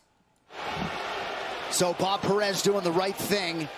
Kevin Holland perhaps dealing with some sort of dislocated or fractured rib, and anyone who's had anything resembling a rib injury knows acutely what that feels like. It's terrible. So Roman Dolidze preserving at the very least his number 10 ranking, and he gets it done by TKO. Hey, you know, people boo on that, but Roman Dolidze created an action that made Kevin react and respond, and his rib came out. Right here you see Kevin try to roll to an armbar, I believe. Yeah, when he went armbar, and Dolidze passes. Yeah, oh yeah, he just twisted. Sometimes it happens in just random situations. He just twisted, and the rib came out. All right, so Kevin Holland did a great job breaking his own rib. So a disappointing result to be sure for the fan favorite Kevin Holland, but Roman Dolidze getting it done with one of the bigger wins of his career, and now being awarded with his Jiu-Jitsu black belt. All right, official decision is brought to you by Hart Tools, with over 800 quality tools to maintain your home. All right, so everybody's booing. I don't know why. It looked to me like Kevin Holland was probably going to lose anyway. It was the first round, but he was getting dominated. The guy's bigger than him. You can tell he's bigger, you know. He's hairy, too, you know, very manly. Cannot continue. Therefore, referee Jason Herzog has declared the winner by TKO, Roman Dolidze.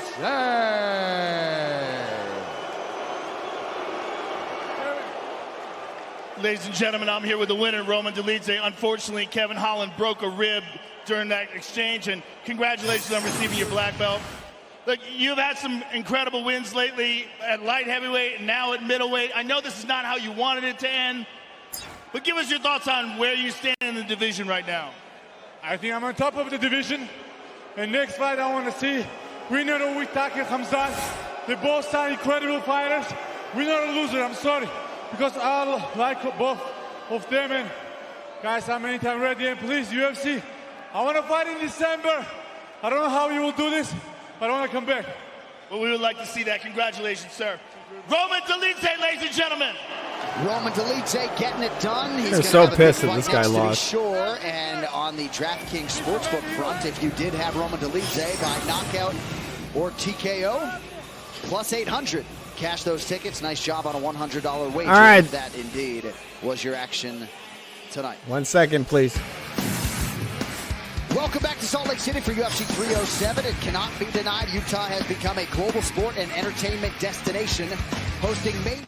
All right, so Holland was in a body. It was a body lock. He twisted, very similar to how Tyron Woodley broke his rib, and I think he fought Cody Covington. Remember, he fought him, and he. Oh well, that's not. I didn't want to do that. I wished I didn't do that. All right, so the next fight is Aldo. It's coming. It's versus Mario. We're gonna see how super that guy is. Give him 1 second.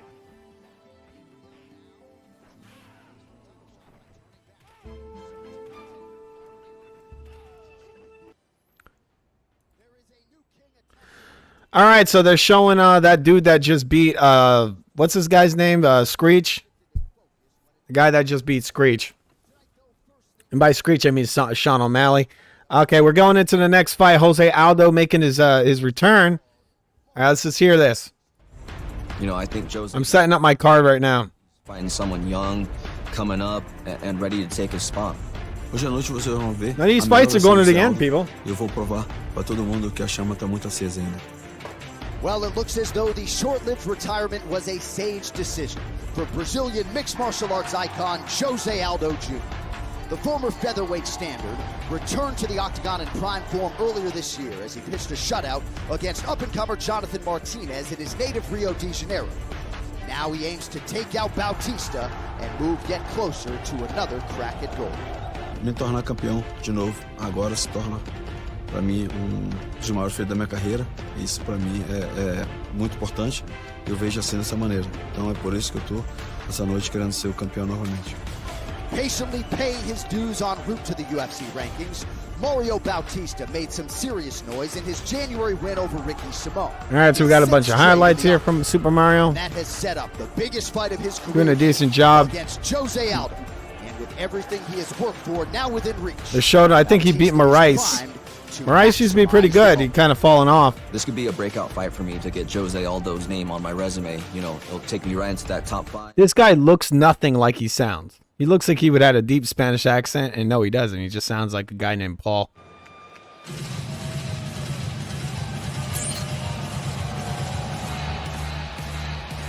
Well, understated outside the octagon, nothing understated about his in-octagon performances of late, Joe. The number 11 ranked bantamweight contender Mario Bautista, forged by that MMA Lab sparring room and the sparring Saturdays, and he has stuck to his own code, stayed true to himself, and the big... All right, Mario's taking his pants off. Mario is, you know, the usual... He feels like he's in his prime right now at 31 He's doing the usual pat downs. Mario's, no bullshit, people. He's just there. Like, he ran to that ring real quick.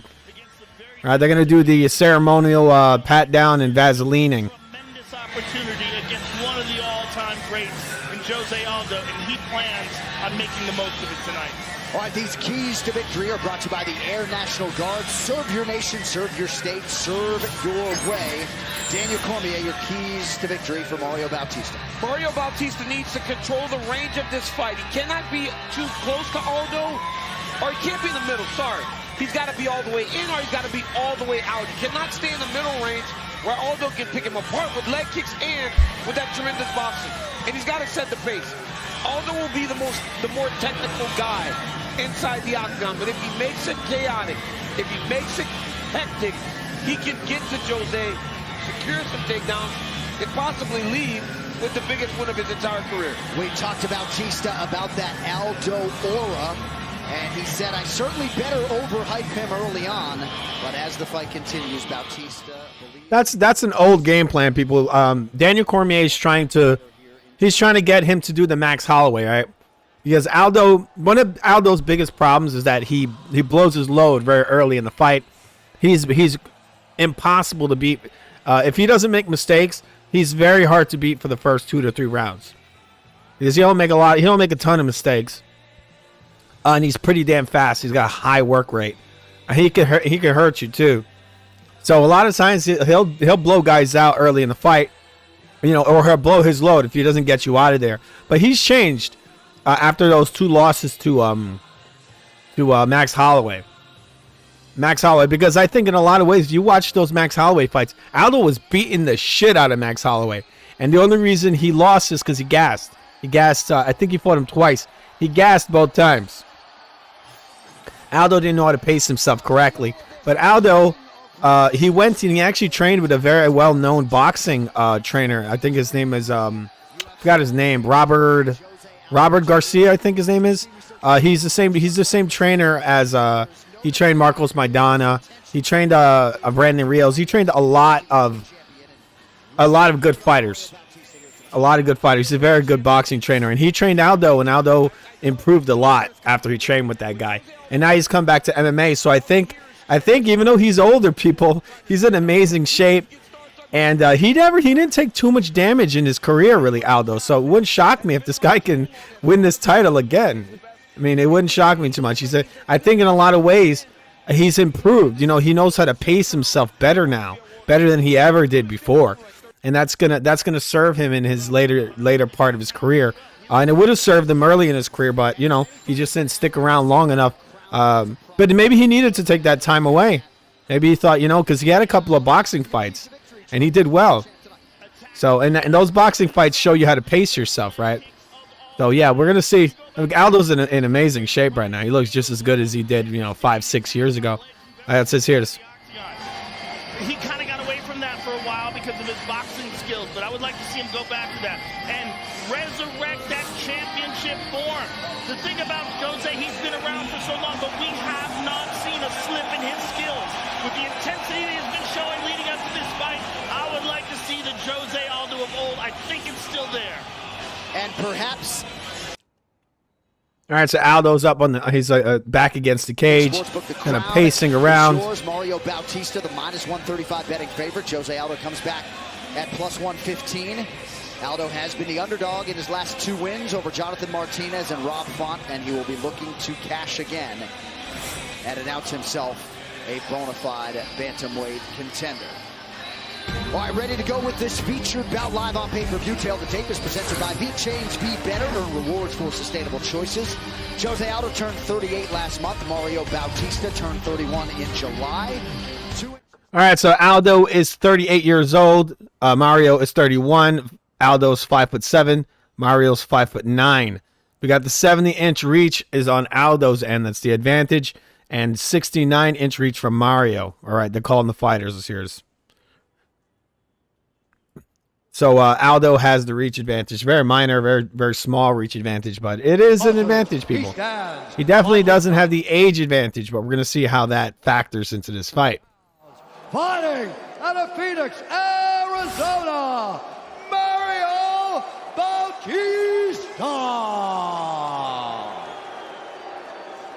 And now, introducing his opponent, fighting out of the red corner, a mixed martial artist holding a professional record, 32 wins, 8 losses. He stands 5 feet 7 inches tall, weighing in at 136 pounds.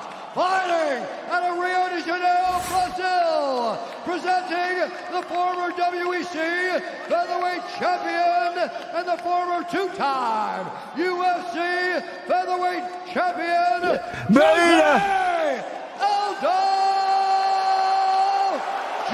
Let's hope that Aldo doesn't fight like this. Matt Damon. Because that's how he lost to Conor McGregor. He was fighting like this. Matt Damon.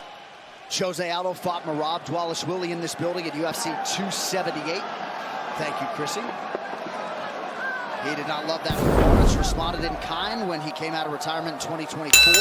Beat Jonathan Martinez rather decisively at UFC 301. Now we'll see what Mario Bautista has for. All right, so we got Aldo in his usual kind of stance. He's pumping that stance, very Muay Thai-esque. The leg kick that lands from Mario. Aldo with the high guard, stepping back.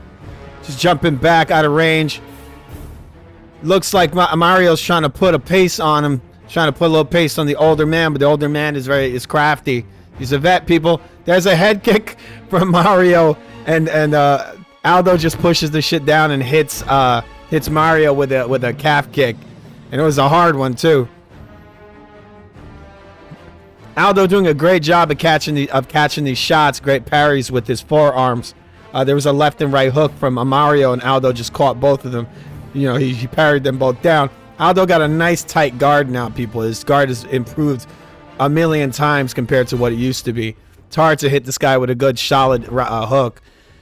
All right, so we got Mario's got Aldo pressed up on the cage right now. His back is against the cage. It's only a 3-round fight, so this is gonna help Aldo. You know, he's older, and he is, you know, trying to rev it back up again.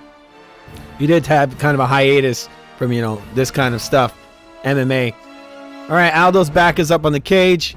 We got Mario landing some little knees to the legs. Kind of, maybe he's a little nervous. I mean, why are you gonna do this? You don't want to go toe to toe with the guy, right? You got some little shoulder strikes coming from Mario while he's got Aldo's back up on the cage. This is not, when it comes to the psychology of the fighting, this is kind of a cheap tactic from Mario. This is a way of turning off the action.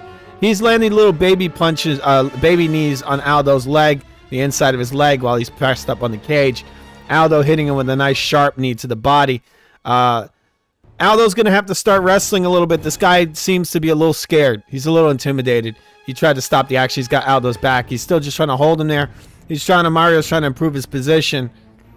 He's trying to get a single leg. He's got one of Aldo's legs. Aldo broke through. I mean, Aldo's fought some of the best guys in MMA, people. It's going to be hard to get him down. There's a mess of knees inside of knees to the legs of Aldo on the inside of the leg. Mario's just has him pressed up here. It's been about a minute. The guy, I mean, really, if I was a ref, I'd be like, bro, stop being a coward. I'm going to push you off the damn cage. So he's doing a decent job. He's trying to chop down Aldo's leg with these knees. Aldo's now pivoted to the left. He's smashing his gloves together. He's a little pissed off that the guy was holding him up in that cage like that. You got to keep fighting intelligent. That's the thing with Aldo. You know, he kind of he's a ball of energy. Sometimes he gets a little too emotional. You don't want to do that. You want to keep, you know, just keep your composure, intelligent, fight intelligent. Mario trying to push Aldo to the cage again, but Aldo pivots to the right, circles off. He's back, standing his ground right now, Aldo. He really wants to knock this guy's head off. Hope he slows it down. He's getting clipped with a left hook, Aldo. There's a left high kick from Mario, and it is blocked. This guy, Mario, really into pushing Aldo against this fence. He wants to hold him here. Mario's got control over Aldo's right wrist. He's holding on to it as he has him pushed up against the fence, and he's landing, like I said, these right knees to the inside of Aldo's left leg. He's landed many of them. Maybe he's trying to affect his mobility. It's not good, but I think Aldo doesn't want to fight it too much because, you know, it's a wrestling battle. You know, he don't want to fight it too much because then he's gonna tire himself out. You know, this is a young guy. He's really trying to press the action. It might be a lot of nerves, maybe. But the thing is that Aldo, like I said earlier, he's pacing himself, possibly. That's what it looks like to me. There's a nice right hook. Aldo throwing some bombs right now. He didn't land, but he's getting a little too much energy. You know, like I said, people, he kind of turns back into the old Aldo there. He really when he throws these punches, he throws them 100%, all power. All right, now Mario's just stepping back. He throws a right kick to the leg. He throws a straight right hand from Mario that lands on Aldo's face.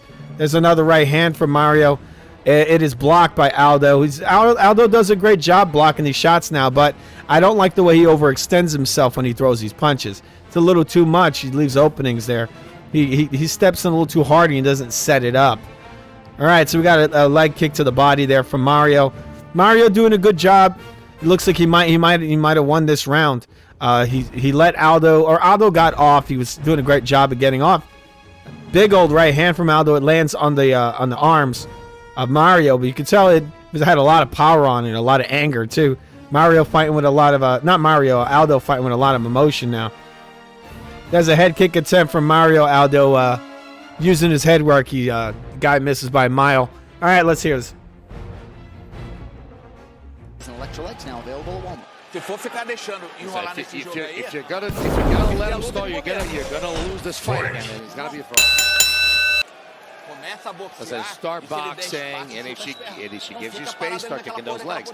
Don't stop. Don't stay like he's gonna do this all fight long. You got it? Yeah, I got it.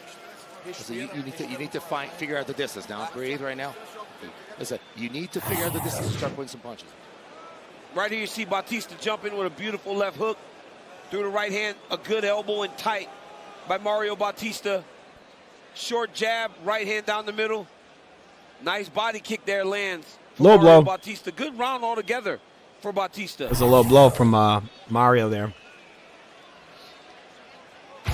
Check out our new MMA show on ESPN, Good Guy, Bad Guy, with me and Chael Sonnen. You can watch on YouTube, ESPN Plus, ESPN2, and also listen wherever you get your podcast every Monday and Thursday. Chael and I go at it. Don't miss it. All right, round number 2. Both men in the middle of the ring. They touch gloves. Mario first in the center of the ring. Aldo standing his ground, doing his usual kind of like semi. It's almost like a Muay Thai kind of pump, the way he pumps his stance. But he's got a nice high guard, Aldo. The only issue I have with him is sometimes he throws a little too much steam on his punches. He throws himself out of position. He's open to being hit. All right, Aldo stepping in. It looks like he ate like kind of a partial left hook. Aldo stepping in. Throws a triple jab and he fakes a right hand. He's actually cut Mario. Mario's right eye is cut. It's gushing blood right now. Aldo broke his eye with a jab, it looks like. The guy fights with a lot of fucking anger. That's the thing. Aldo's now coming in with the left hooks. He looks like he's going to try to set up. Oh, nice sort of short knee to the face as Mario's coming in and Aldo's rocked him. Mario's going for a single leg takedown. Aldo's pulled his leg out of this lock that he had it in. Mario was trying desperately to get this guy down. Aldo coming in, very calculated, pretty intelligent. But I wish he would take his head off the line a little more. He's a little stoic, a little stiff right now. But he is hurting Mario, and again, he's doing a great job paring these shots down. Aldo, he's improved his blocking a lot. Has improved ever since he did a lot of boxing. He was doing boxing when he was away from MMA. Minor little slips. Now Aldo's he's slipping a little. Now he's boxing, but he's bringing his hands down. Come on, bro. Aldo almost ate a short elbow. He's schooling this guy, and now since he's schooling him, he's starting to put his hands down and do stupid stuff. Aldo's slipping off the line like crazy now with his hands down, and Mario shoots in for another takedown. Mario's not liking this. He's cut, and he's got this guy clowning in front of him. Now Mario's got control over Aldo's right arm, and he's got a wrist control, and he's got him pressed up on the fence. Again, he's trying to land these chopping knees to the inside of Aldo's right leg. Right? All right, so he's got him there. He's got Aldo on the fence right now. And he's just pressing him up on the fence. He's not doing anything with it. Mario's not doing anything. It's more of what I said in the previous round. It just looks like Mario's trying to kill the clock. He's trying to get breaks, He's trying to slow the action down. He's doing all this. He's doing this like John Jones-esque bullshit, He's holding Aldo's wrist, holding him up against the fence, hitting him with shoulder strikes, and trying to chop him in the leg. He's like a cheap video game character. But he's not really doing anything with it. He's just kind of holding Aldo against the fence, but not improving his position and not landing anything noteworthy. There's no real hard strikes here. He's just basically stopping the action. I mean, really, the ref should just break it and take him off the cage. This is just a way of sapping Aldo's energy by pushing your forehead, all over his chest and hitting him with shoulder strikes, pushing all your body weight on him while his back is on the fence. It's stupid. If you're not going to be throwing actual strikes, they should break the action. And he didn't attempt to improve his position. All Mario really did there is just kill the clock a bunch. We got Aldo throwing a right hand. There's a nice right hand from Aldo. Aldo he's knocking himself out of position. He's throwing this right hand so hard, and he misses, and he's just completely gone. He can't follow up. He just throws one punch at a time. He really got to tighten him up a little bit so he can throw 1, 2s, and 3s, There's a jab from Aldo that lands. Mario circling to the right. He's moving his head a lot now. He's got this guy flustered. This dude's giving Aldo a lot of looks because Aldo was taking it back and he was clowning with him. He's clowning him. There's a straight right hand from Mario, and then he shoots in for another grab, another takedown. The right hand did not land, and now Mario has Aldo's back up on the fence. He's not doing anything with it, people. It's more the same. But now, this time, Aldo has wrist control on Mario. He has Mario's right wrist. He's holding it. He doesn't want to allow Mario to improve his position. And Mario really doesn't improve his position. All he does is kind of hold a lot and kill the clock. Here's another single leg attempt from Mario. Doesn't look like it's going to work, but he does have Aldo's leg right now. He's pulling on. He's trying to pull Aldo away from the fence. Aldo's back is on the fence, is helping him stand up. But Aldo's got wrist control over Mario. Mario really can't do much of anything. Aldo just pushed him off. Big right hand from Aldo. Aldo coming forward, Mike Tyson-esque, just without the head movement. There's a big leaping knee from Mario. Aldo threw on a series of blows there, all rights and lefts. He threw about 4 or 5 of them. It's kind of partials. Nothing landed too solid. The guy's just he's keeping Aldo off balance because he's doing he's doing a mix of stuff. Doing a punch and grab, punch and grab, punch and push. We come to the end of round number 2.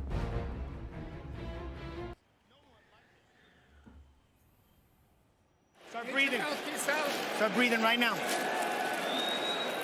You look okay? Oh, that's good. We're fine.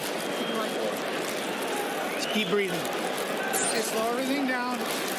That's the fight we trained for right here. This is the one you've been asking for. Your whole fucking leg. You hear me? Hey, this is where you're showing what you're made of. The way that's gonna, here's your water. Get a drink when you're ready. Slow your breathing down one more time. They're going to round number 3. And that's what caused the cut. Here's a knee up the middle by Aldo. There's a left and then a right behind it that just missed. There's a jab by Aldo. So it looks like it was that jab that cut him. Yep. The unauthorized. All right, round number 3. I had the last round really close. First round I thought was from Mario. Second round was really close. I gave it to Mario and then I changed it because I think that Aldo did enough to win it. He caused damage. He did really well. Mario was taking back the end of the round, but I don't think he really took enough of the round. But he did. He was dominant, so I wouldn't be too bothered if they gave Mario both rounds. There's a case to be made that Mario won both. But I gave it to Aldo the second just because of the control. And in a lot of ways, Mario was just trying to kill the clock. He was just doing a lot of stalling action. He was stalling. He was just holding Aldo up against the fence. He wasn't throwing a lot. He wasn't landing a lot where Aldo was. Aldo actually landed shots. Aldo just really needs to put his foot on the gas. And he needs to stop having such a hook-heavy style. He needs to throw straight shots. Because right now, Aldo's throwing a nice snappy jab, but then he follows it up with a big looping, right hook, and he throws it as hard as he can. And that's a problem because if you don't have your range correctly, you shouldn't be throwing this big looping right hook and throwing so much on it. You're throwing yourself off balance. All right, now Aldo's standing his ground right in the middle of the ring, but he's throwing too many hooks. He's throwing right hooks, left hooks, as hard as he can, and he's missing. All right, so Mario's not landing anything himself. All right, so got Mario touching Aldo with a jab. Aldo throwing a jab, missing. Mario taking his head off the line. This is the reason why the jabs are missing. It's not that Aldo is terrible. He's got terrible accuracy. It's just because Mario's now actually taking his head off the line where he wasn't doing that earlier. There's a nice left hook from Aldo that gets around the guard of Mario. Mario stepping in, very measured pace. He's trying to close in. I think Aldo's probably just worried that the guy's going to push him up against the fence again. This has been mostly like a wrestling match here.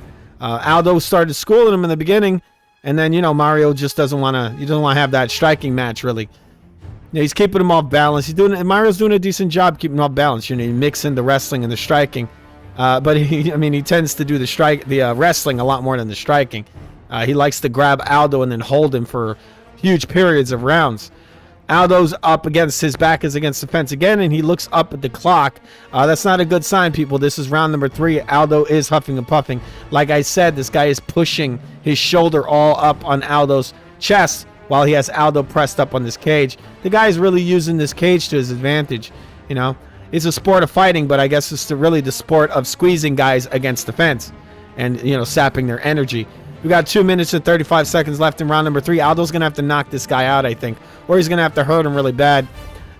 Okay, we got a ankle pick there from Mario. He took Aldo down for about 2 seconds. Aldo got right back up.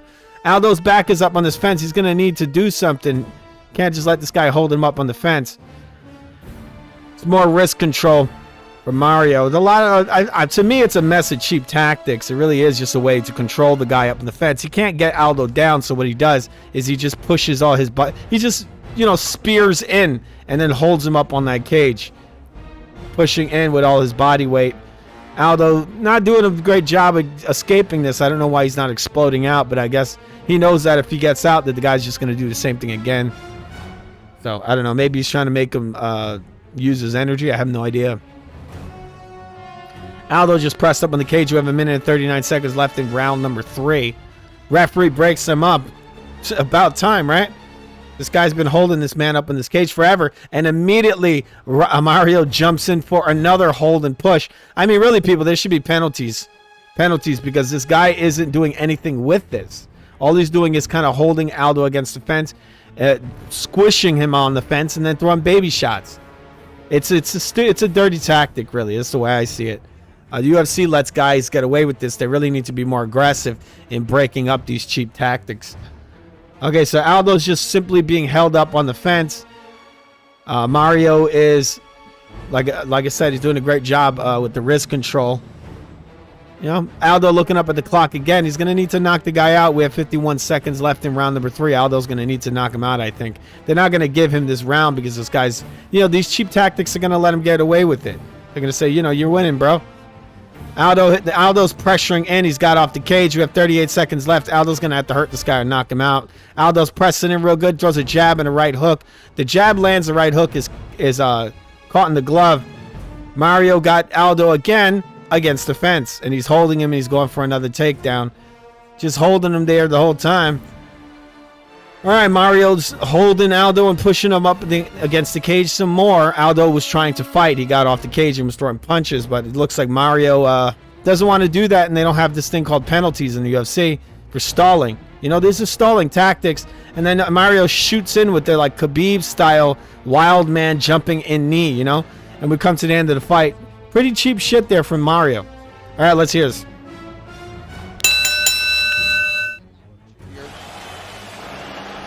Competitive fight over 15 minutes in the men's bantamweight division. Right here you see a nice elbow and tight by Mario Bautista. Right hand early in the fight by Bautista. Body kick by Mario Bautista. Here comes Jose Aldo, as he always has done. Fighting behind that beautiful jab, landing a couple good right hands. Third round. A lot of shoulder strikes and tight by Mario Bautista. Another right hand by Bautista. Aldo with the jab. When he got back to space, another jab from Aldo. Aldo was pressing. All right, I mean, most of the rounds were competitive, but the thing is that Mario is doing a good job of neutralizing Aldo with his incredibly cheap holding tactics that he got no points taken away.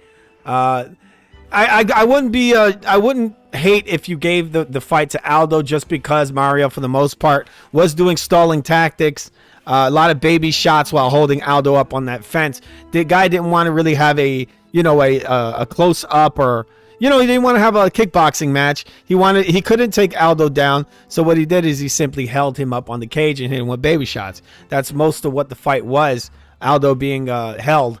And then when Aldo would get away from the cage and spin off, he would hit Mario with a couple of shots, and Mario would shoot back in again and put his back up on the cage and do more of these, these shitty tactics, boring shit, stuff just to kind of stop the action.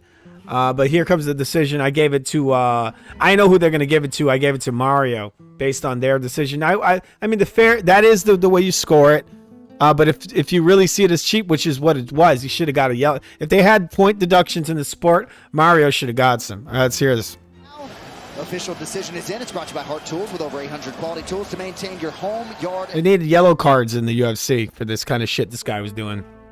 Ladies and gentlemen, after 3 rounds, we go to the judges' scorecards for decision. Chris Lee scores it 29-28, Aldo. Michael has it 29-28, Bautista. And Derek Cleary scores the contest 29-28. Everybody's booing. For the winner by split decision. They do not want to see this guy Mario win. All right, so Mario got the win.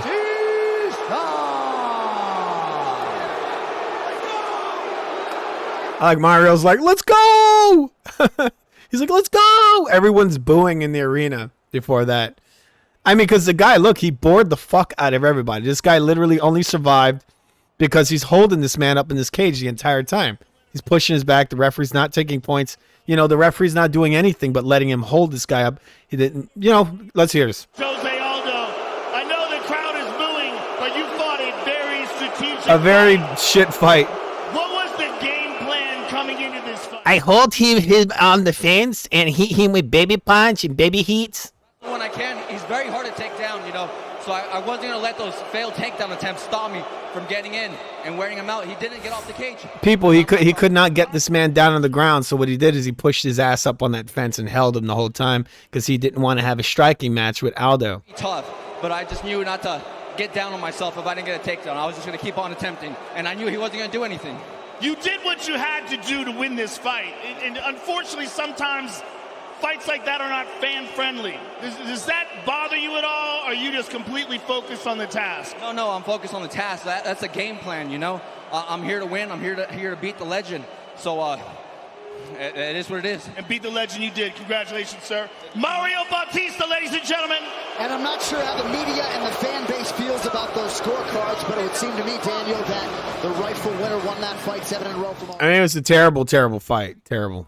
Bautista completely controlled the round. He was able to push Aldo against the side of the octagon. When Aldo got away from him, he was able to land. But the problem is he didn't get away from him very often. All right, we'll see if Mario Bautista is awarded now with his first UFC main event. While we're in the home of the Utah Jazz, there is the legend Deron Williams, Raul Neto. All right, so there's some shitty celebrities they're showing that are in the crowd. We got Misha Tate looking weird. I don't know. Her nose looks like her nose just grows more and more as she gets older. We have Cowboy Cerrone sitting next to Chris Weidman. They're not even acknowledging the fact that Chris Weidman is sitting there. I got Cowboy Cerrone raising his hat. This asshole, you imagine you bought tickets to this UFC event and you got this asshole sitting in front of you with this fucking hat on. Okay, they got Raquel in the back, shadow boxing with her piss-colored gloves. All right, I'm going to be filling in my scorecard. Let's listen to this UFC commentators talk a bunch of shit. On a 6-fight win streak, Pennington looks to extend her championship reign against her Ultimate Fighter Season 18 teammate, Juliana Pena. The former champion has been gone from the game for a minute, but has never lost her passion for reclaiming her spot among the top women's bantamweights. Training with a stable of talented fighters and coaches in Chicago, she believes a more polished and patient version of herself will lead to the belts being wrapped around her waist once more. With everything on the line, Rocky and the Venezuelan Vixen are ready to battle for gold and glory in just moments, John. All right, Megan, thank you very much.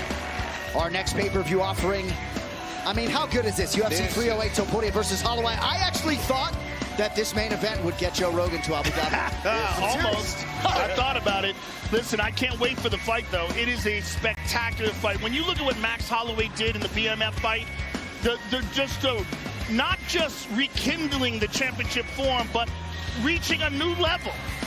It excited people about this championship fight, and Ilia Topuria is nothing short of sensational. He truly is the future, and I am very, very excited about this fight, as I am excited about Robert Whittaker versus Khamzat Chimaev. I think this is the most significant test of Khamzat's career, and Khamzat is an absolute demon inside that octagon. But Robert Whittaker, the former champion, is on a tear, and I cannot wait to see that. Those last two fights, Joe, are absolutely absurd. You see there, 5 rounds for Whittaker and Chimaev. It all leads into Ilia Topuria making his first defense against Max Holloway. And as far as UFC main events go, can't do much better than that. All right.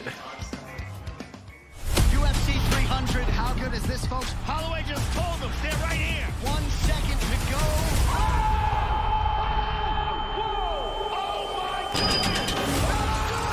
An absolute stunner at 300. That was crazy. That's a warrior. That's a real warrior. There's a El Matador. He is ready to win. That's a warrior. That's a real warrior. They're now advertising the up-and-coming UFC event. I don't know if this is the next one that's coming, but looks like Holloway's fighting that guy, Tilapia. I like to call him Tilapia. I know that's not his name. It's like Topuria or something. The fake Conor McGregor, people. The guy that just beat Volkanovski. The dude jacked Conor's tattoo, man. All right, they're advertising their up-and-coming pay-per-view. I don't know if this is the next one. Not sure. Max Holloway's fighting this guy at October 26th. Holloway. All right. Holloway's trying to get that title back, people. Who knows? He might get it. Never know. This guy, he's kind of weird. That Holloway, to me, always sounds punch drunk. But still, he's still in the sport. This guy's been sounding punch drunk for like the last 6 years. Yet he keeps fighting. All right. And we got Robert Whittaker going against the guy with the cleft lip. Forgot his name. Chimaev.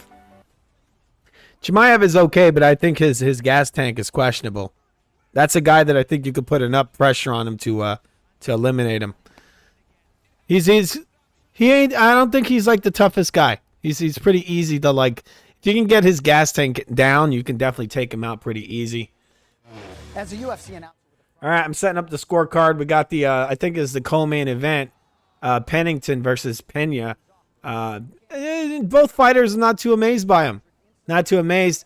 I think Pennington winning that title was kind of shocking. She's never been the best fighter to me. Women's fight when it comes to women fighters, she ain't too up there, people. She ain't too great. I'm totally could see her losing this fight. And then her opponent, Pena, also not too great. It's amazing to me that she beat Amanda Nunes. But then she lost that title, I think, the very next fight. So, you know, that's how that rolls. They're advertising the power slap shit. People, that power slap stuff should be outlawed, for real. That ain't a real sport. They're showing this advertisement. They got these fat motherfuckers slapping each other in the face. I mean, that's unfair, bro. That's what you do. If you do power slap, you just go and get, like, fat injections in your hands, right? So you can make your hand heavy and smack these people. That's not right. That's not right. You shouldn't be able to smack people with your fucked up fat hands like that. These guys, I mean, they need weight classes. These guys don't even look like the same weight. Also, like, what kind of sport is it to just stand there and take a fucking slap? Like, and they're not even slaps. They're palm strikes. You know, in boxing, they outlawed palm strikes. You can't hit a guy with a palm strike. These idiots call these slaps. They didn't slap. Fucking idiots. It's really what they are. And see why Utah truly is the state of sport. All right, first of two title fights is nearly upon us. These bantamweight rankings are presented by V-Change. Be better, earn rewards for sustainable choices. All right. Raquel Pennington's the champ. Juliana Pena is the... I'm going to lock in the names into my scorecard and going into the co-main event. Has been on Raquel Pennington's radar for more than a decade. Tonight, it becomes reality as she defends her UFC Bantamweight Championship for the first time against the division's former standard bearer, the Venezuelan vixen, Juliana Pena. Well, if Raquel Pennington looks like she has been there and done that, it is because she has. 18th UFC appearance. She has won 5 consecutive fights. But she's found a different side of her in the gym.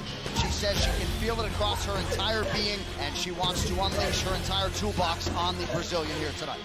It didn't matter who was in front of me. Like, this is what I've been working so hard for 14 years, and now it's here. Oh, huge right hand from Pennington. Pennington smells blood in the water. And so, yeah, she was dangerous, and there's things to always look out and watch for, but I just feel like I was definitely the better fighter in every aspect. This is what Pennington has done to so many ladies. Oh, beautiful job by Pennington. Getting through with a left hand. No! Raquel Pennington, at long last, can lay claim to a UFC world title. Juliana, get your ass better inside the dotted line. It's been 10 years that I've been waiting for that fight. Let's do That's this. some This bad is acting. something that has been needing to happen for a while, and it all stems with her being a backstabbing, jealous weirdo. In the Ultimate Fighter house, we're living in the same room as one another. So I'm just thinking this whole time, like, she's my friend. This is my roomie. We're buddies. And then it quickly became, she ain't your buddy, dude. She hates your guts. Like, she has no loyalty to you whatsoever. She's a head case sometimes. Dumb broads in this house. No, I was the first woman to win the Ultimate Fighter. She feels she should have been the Ultimate Fighter winner. This is the actual finale that she had dreamt about in her head. What it's really about is settling the score on who the true and real Ultimate Fighter winner is. And I'm willing to bet that that's me, and we're going to put it to bed. I'm going to guess it's her, too. She's got better striking. Pena's better, I think. Even though she's not great, anything great, So she she's says better a whole probably. lot of things.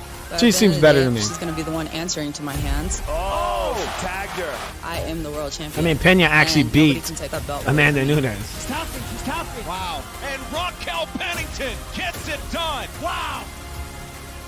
I will beat Raquel at UFC 307 with sheer willpower, hard work, and determination, grit, and desire. I don't know how, I don't know when, but I will get my hand raised. Come hell or high water. I have a prediction that this is how she's going to beat her. At UFC 307, I plan to dominate. I truly feel like something different has unlocked inside of me, and I'm excited to unleash that on her. I'll definitely do. This is what she's going to unleash on her in this ring.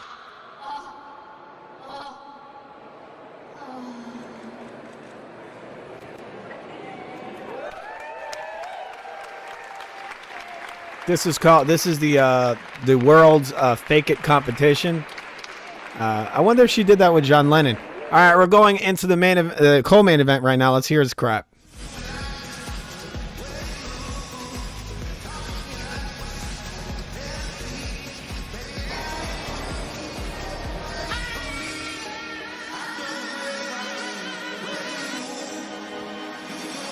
Yeah, I know it's weird. All right, so we got Pena walking to the ring right now, very focused. We got Pena walking to the ring right now. She's super ultra focused, people. She's focused just like this. She's very focused. All right, that's incredibly focused. That woman is extremely focused, just like Pena walking to the ring right now. She looks like she just came coming to the ring after like a hard day of working at the taco restaurant. Like she just looks pissed for no good reason. She's pretty damn angry, people. She's an angry woman. She's going to shut Pennington's mouth up. And I predict that Pena's going to win. I mean, come on, people. She knocked out Amanda Nunes. I mean, I think it's kind of, maybe it might have been luck, but I think she is better than Pennington. Pennington is, I don't even know how they even let her in the octagon. It's crazy. One thing to take into consideration, it's been a while since we've seen Juliana Pena inside the octagon. It's been more than 2 years. That could play a factor in this fight. But Juliana Pena, when she shocked the world to beat Amanda Nunes, she showed what she's made out of. This woman is relentless. I mean, nasty, mean, skilled, and relentless. And truly believes that she is the uncrowned bantamweight queen and wants to prove that tonight. She has outstanding jiu-jitsu, a relentless striking game, and just a will to win that's absolutely second to none. I think she's the meanest. She's awesome, though. She is mean, and she don't. I said, do you like operating in chaos? Why do people say that? It's like, okay, maybe I do create some chaos. But I still believe that she pulled off the single biggest upset UFC in. I don't know if everybody agrees, but the way that she attacked Amanda Nunes, the way that she chased her down, told everyone she would do that. It feels like she's doing the same thing this week. Telling Raquel Pennington, I'm going to get you. And the thing about Juliana, she isn't just talking. She's going to pursue this fight, even if it's at her getting beat on. She will not stop, right? And I think that is her greatest gift. She doesn't give up, man. She's not a quitter. And you want to talk about a powerful team behind her. The old reliable Wayne Gregory is there. Mike Valley, Valley Flow Striking Academy, of course. He is. All right, there's that music. I shouldn't have had that on because that's probably some fucking like royalty. That's probably that music is probably copyright. I shouldn't have put that on. We got Pena's in the ring right now. She's circling around like sort of like a kid in elementary school. You know, kind of circle. You kind of bring your feet together, moving laterally. That's what I used to do when I was a kid. I would go down the hallway like that. You walk around sideways. It's weird, people. It's weird, but she did it. Very impressive too. She did it pretty quickly. Here comes Pennington.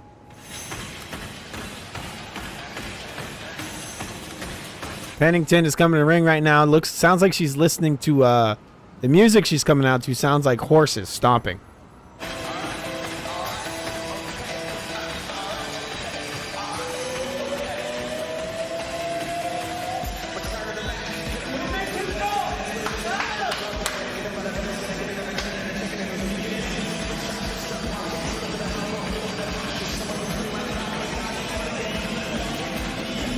Pennington looks to have a nervous look in her face. She's kind of doing this weird pouty thing with her lips. She keeps pressing her lips together.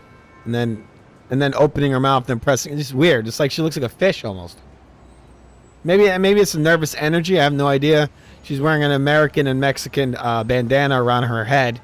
I guess she's proud of her Mexican American heritage. I guess she's both into Hot Pockets and tamales. Raquel Pennington in D.C. when she broke her leg in an ATV accident in 2017. You had to look far and wide for anyone. This woman almost ended her fucking fighting career on an ATV accident. That's retarded. Lady, you need to calm the F down. Yeah, no, don't be like that. All right?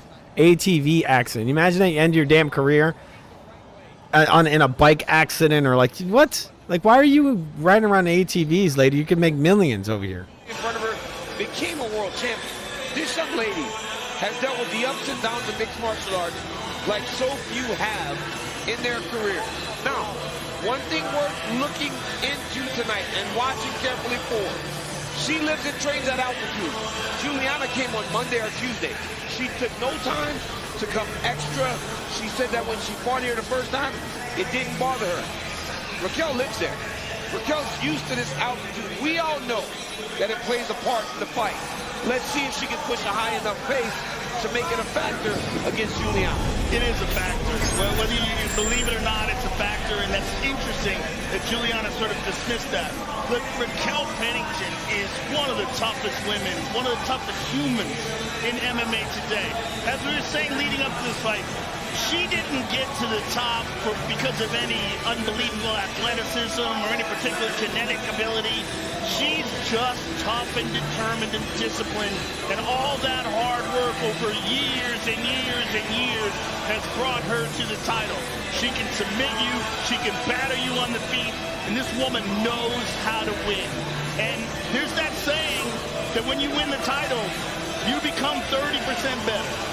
I would like to see if that's the case tonight, because this is the first defense of her title. I do believe she... Yeah, I don't think she's going to do much. I think she's going to lose. I think that's what she's going to do. I mean, she's not a great fighter. She never has been. I don't think Pennington's ever been that good. Raquel, I mean, she's never really in shape. She's always kind of fat. She's not all around, not a great striker. She's not really great in any one area. She's not versatile. I don't know. I don't know how she's even made it this far. Maybe she stepped it up. Maybe she's increased her training or improved on certain things, but she's never impressed me ever. The way Joe Rogan's building this woman up is like she's a world beater. Like she's the most impressive woman. Like it's shocking that she even has a title. Okay, we got the tail of the tape here. All right, so we have Pennington is 36, Pena is 35. The reach advantage is for Pena. All right, and we got 67.5 inch reach for the champion Pennington. All right, here we go. They're calling the fighters out. Main event of the evening, brought to you by True Classic. Head over to True Classic's Instagram and comment UFC 307 to get free store credit tonight only. Our three judges scoring this contest at Octagon side are Mike Bell, Derek Clearly, and Sal Diamato. And when the action begins, our referee in charge of the Octagon, Jason Herzog. And now, this fight is 5 rounds for the undisputed UFC Bantamweight Championship of the World. Introducing first, fighting out of the blue corner, a 6'2" fighter, holding a professional record, 12 wins, 5 losses. She stands 5 feet tall, weighing in at 134 1/2 pounds. Fighting out of Chicago, Illinois, by way of Spokane, Washington, presenting the #1 ranked UFC Bantamweight contender in the world, the challenger, Juliana, the Venezuelan Vixen Pena. And now, introducing her opponent, fighting out of the red corner, a freestyle fighter holding a professional record, 16 wins, 9 losses. She stands 5 feet 7 inches tall, weighing in at 135 pounds. Fighting out of Colorado Springs, Colorado, presenting the reigning, defending, undisputed UFC bantamweight champion of the world, Raquel Rocky Pennington.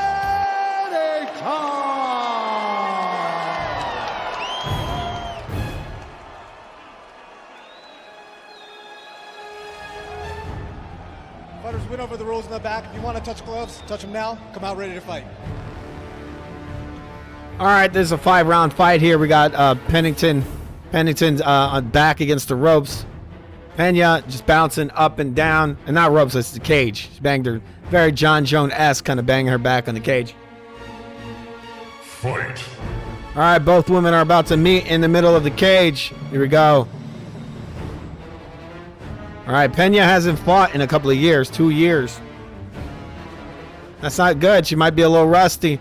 All right, we got Pena standing her ground right next to the monster can in the middle of the ring. Standing her ground, kind of bent. It's kind of weird stance. Kind of leaves her open for things like teep kicks to the face and uppercuts. All right, so we got Pena kind of just feinting in, very slight feints, really weird. Very slow kind of movement. It's very minor kind of ducking motion that Pena does, and she's standing in one spot while Pennington's kind of just bouncing up and down, and so is her stomach. Pennington shooting into a double jab, nothing really landing there. Pennington taking a small step back. She's waiting for Pena to work, and she's trying to work off it. It looks like Pennington not looking in very good shape. Like I said, the lady always looks like she had a couple of six-packs for a couple of months in a row. There's a leg kick from Pennington that misses. Pennington, just both women kind of very stoic, just stepping very minor steps. You got Pennington just circling to the left. She's not throwing anything, but she's circling very slowly. Kind of an up jab from Pennington. She throws 3 of them, and they all miss. There's a nice jab from Pennington that pops Pena's head back. It's a nice jab. So it's the best shot of the whole fight so far. Pena looks like she just kind of doubles and triples up her jab in an attempt to land the right hand. There's a right hand from Pena. Nothing on it. Nothing there. It's not landing correct. There's a right hook from Pena. Another one. She catches Pennington as she steps in, and it does hit her, but there's nothing on it. It's just her punch technique. Pena is very poor. There's a jab from Pena that lands. She pushes her punches. That's what Pena does. She pushes them. She doesn't throw them correctly. She's very stiff. She doesn't transfer her momentum and her weight. She doesn't transfer her punches correctly. She doesn't turn the punches over correctly. It's kind of crazy that she fights at a pro level, and she's not very good at punching, even though she's trying to fight a punch-based style. All right, so we got Pena throwing a left hook as Pennington shoots in, and she misses. Now she actually hits Pennington. Pena is very good at she's timing Pennington. She's very good at catching Pennington as she's coming in. And Pennington does a lot of the work for Pena. She actually jumps straight into the punches, which puts more weight on the punches that aren't thrown very well. So we have Pena doing a very minor steps, minor kind of feint with her forehead. She's doing a forehead feint, and there's a jab. Pennington, like I said, Pennington is basically jumping. She's coming in straight line. She doesn't take her head off the line, and she's walking straight into these very, very poorly thrown punches from Pena. Pennington is just, Pennington landed a decent jab. She landed one decent jab, but this round is becoming Pena's. Pena seems to have a decent timing. She definitely got her chin tucked, A lot of times in boxing, they tell you keep your chin tucked. Pennington keeps her head down really low. Not Pennington, Pena. She keeps her head down really low. Her chin is really tucked. I mean, a lot of times what happens is if you don't throw it correctly, you're going to hit Pena on the top of her head, which is probably not going to feel good. Pena looks like she's got a pretty hard head. She's very hard-headed. All right, Pena coming in, very minor movements. She's throwing touch punches, nothing really on him. Now she steps in with the jab. Pretty good. She landed. Pennington shooting in. She throws 2, she lands a 1 partial. Pena shooting in with a right hand. It does not land. Pena doing a decent job Pena now falling over as she's stepping back. Pennington and now is kind of just threatening Pena while Pena's back is against the cage. She's kind of, she's pushing her back towards the cage with her double and triple jabs. There's a nice leg kick there from Pennington that lands on the lead leg of Pena, and it knocks her off balance. This is just a mess of like tiny little baby jabs followed by a decent right hand. Pennington only really landing one jab in the whole round. She landed basically one shot that was decent. I think Pena's landed more harder strikes, I guess if you can call them that. These ladies are trying to use as little movement as possible, it looks like. Pena's kind of pushing in her jab, nothing landing. Both women exchanging in the middle. Pena just blitzing in super slow motion. She's very slow. Not to say it, not her intelligence, just her movement. Maybe her intelligence. I have no idea. I don't know her. All right, so a lot of pulling in jabs there. Pennington throwing a couple of jabs, then shooting to the left, trying to pretend that she has decent movement when she doesn't. Both fighters don't have much of a great movement. We come to the end of round number 1. Calm your breath. Sit down, Mama. Sit down. Coach, give me the cold water. Here, water's on the right hand. Whenever you calm your breath, breathe. What a beautiful round, Juliana. That's a beautiful round, dude. Okay, 2 things that I want from you, dude. Keep your face going. Keep your up and downs. Keep your punches straight. All right? She's coming at you. Just be sharp with your 1-2s. What do you got, Coach Wayne? Okay. What do you got? Now listen up. I don't mind you backing up, but when you back up, remember you got to reach in the back foot. You got to stay low. You can't elevate as you come back. What do you got, Bilal? And that way your jab is always ready and your 2 is always ready. Hey, listen. Right here you see nice left hand by Raquel Pennington. And this little switch uppercut landed very good late in the round. Very competitive round.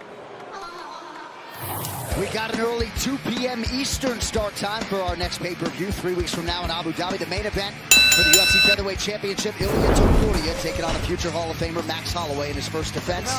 You can purchase UFC 308 now and receive a special offer of $10 off if you buy before October 21. All right, both ladies back in the middle of the ring. All right, so we got Pennington kind of pressing in with her double, triple. She's throwing like 2, 3, 4 jabs. None of them with the intention to really land. I think what she's trying to do is she's trying to set up her right hand. It's the same thing that Pena is doing, but Pena is just a little better at timing Pennington as she comes in. But once again, the punch technique of both women is very poor. Some of the worst technique. Again, I mean, Pena just kind of pushes her fists in. She doesn't really get any real power on them. All right, so we got Pennington shooting in again. She's throwing this little jangly little touch jab, trying to set something up, and she's not really setting up anything. She's not landing anything. All right, Pena just kind of pressuring in with like I said, these little minor feints. Just kind of a body feint. It's more like a body feint. Pennington shooting on the right hand. She was like a jab, straight right hand. The right was a partial. The jab was nothing. There's another right hand attempt from Pena. Nothing there, but a teep kick to the body from Pennington. Pennington looks like she's trying to pace herself. Maybe she's plotting her flared flat-footed circling to the right, Pennington. Now she's standing her ground. Pena's throwing in a jab. There's a right hook to the hip from Pennington. Pennington shooting in for a body lock. Pennington looks to be the bigger woman. She looks bigger now that she's on top of Pena. Pena looks like she's built like a 56-year-old woman if you look at her body. Wow, Pena has just taken down Pennington. Penn versus Penn. All right, so Pennington is down on her back. Pena's on top. She's got her in she's in side control right now. Let's see if she improves her position. It looks like to me Pena has that kind of weird Dan Henderson body, but she's like if Dan Henderson was a Mexican, he'd probably be Pena, just because she's so stiff. It's got that weird stiff look to her. All right, Pennington on top, not doing anything with the position. Once again, the UFC needs to start doing something. They need to start getting these fighters actually fighting when they're on the damn ground. This is actually really annoying. All All right, so Pennington has a bump on her head. It looks like Pena's hit her with an elbow. Pena literally just sitting on top of Pennington doing basically nothing. Just holding her in side control. Not improving her position at all. That's, you know, this isn't exciting for the fans to do stuff like this. All right, so we got Pennington looking up at the clock. I mean, are we gonna have 5 rounds of this shit? Guys, just people just laying on top of each other. All right, so Pena's on top. Pena's on top of Pennington. She's not doing anything except holding her in side control. And now she's throwing baby punches, I guess, and the referee doesn't lift them up. All right, Pena is trying to improve her position. It seems like it, but it looks more like she's throwing little baby knees to the body. Here's some small baby elbows from Pennington.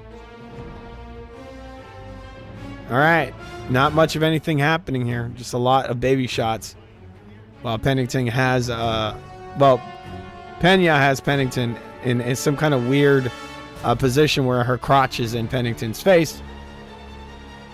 All right, now they've transitioned back to the feet. Pennington is trying to take, Pena is trying to take Pennington down. Their names are too close to each other, people. It annoys me. All right, now Pena is on top of Pennington's back. She's riding her back like a monkey.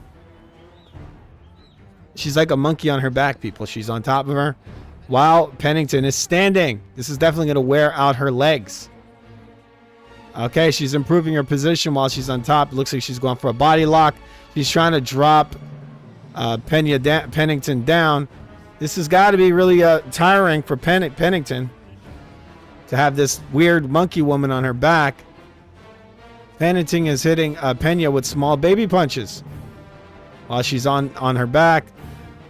Pena not improving her position. She's just laying on top of Pennington's back. While Pennington throws many, many, many baby punches. All right, so now we have Pennington like blocking the side of her face. She's controlling the arms. She's got Pena's arms wrapped under her armpits. That is a sweaty place to be. All right, so now we got Pena. All right, so we come to the end of round number 2. This fight has been very, I would say, trash. All right, let's hear some of this. You're good. Deep breaths, Rock. Reset.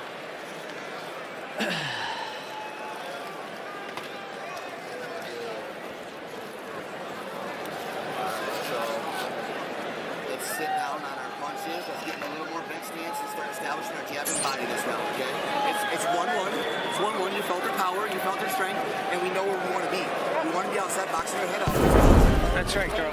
You're getting that clinch, right? Your hips got to get... Coach Wayne, what do you got? Hey, just stay small. Hey, your punches are perfect. All right. Keep it right on the outside. Keep it right on the outside. Okay, so what are we doing? Whenever she comes, you crash. Crash her. One tooth. Keep her stopped. She's going to come sharp. The pressure was beautiful. Yeah. Keep it, and then you can go. You always stay for that north-south choke from your house. The opportunity.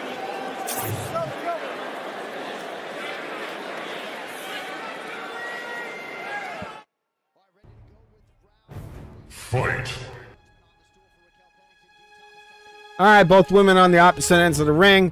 A very uneventful, boring, trash fight. Both women in the middle of the ring again. These women move around like they're made of wood, people. They move like they're made of fucking wood. They're so stiff. And again, Pena doesn't know how to transfer her fucking weight. She doesn't know how to transfer power in her punches. But actually, both women really don't.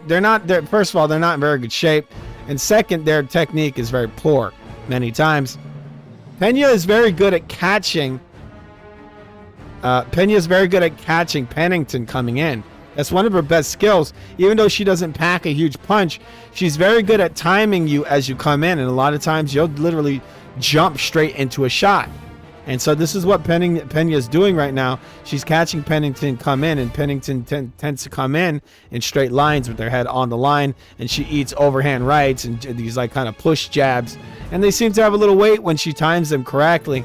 Now we have I don't understand why Pennington doesn't just shoot a right hand over Pena's, she kind of pushes in with double and triple jabs, and they're not really jabs. They're more like range-finding pushes. There's no power on them. So really what you want to do is you want to shoot your straight right hand over her jab. She doesn't do it. It's only Pena who's timing. She's using timing. Now we got Pennington trying to blitz in. We got 3 minutes and 39 seconds left in round number 3. This is for the championship, people. This is a bantamweight championship fight, and these women are fighting like amateurs. All right? All right, so we got more jangly jabs from Pennington. I guess she's decided she's not going to throw hard strikes. There's a big a big head kick attempt from Pennington, but she could barely lift her leg up, so I don't even know why she's doing it. You can tell her flexibility is terrible. And she misses that shot. There's a right hand from Pennington that misses. Pennington throwing 3 jabs, and they all miss. Pena just stepping forward, very wooden. She's in a very wooden-like way, like she's plastic, like she's a plastic toy soldier. And she's stepping in, she's throwing her little jabs, nothing really landing. Both women landing basically nothing this whole round outside of touches here and there. I think Pena landed like the hardest shot. It was a right, sort of like a semi-right, short right overhand. Now Pena throws a right uppercut and a left hand, and both miss. Again, people, she doesn't actually punch correctly. She pushes her punches. They're not, like if she was in the gym hitting the heavy bag, she would literally just be pushing the heavy bag with each punch. She doesn't actually like punch it. All right, so we got another takedown here from Pena. Pena now has Pennington down again, and she's raining down left baby punches. She's in side control again, Pena, and she's landing these short little baby punches from the ground. And Pennington has Pena tied up a little bit, you know, kind of trying to stop her ability to transition. Not in the way you think. Not in the Joe Biden kind of way, people. I mean, like she's moving, like her position on the ground. All right.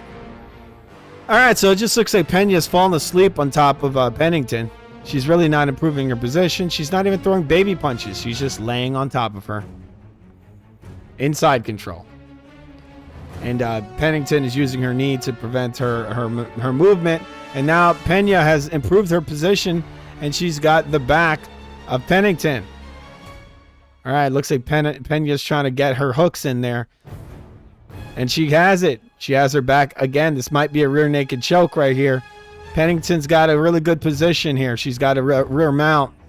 And by that, I mean she's in a rear naked choke position. She's got her arms wrapped around Pennington's neck. She's trying to get this choke. We have a minute left in round number 3. Pennington is doing a decent job trying to prevent this choke.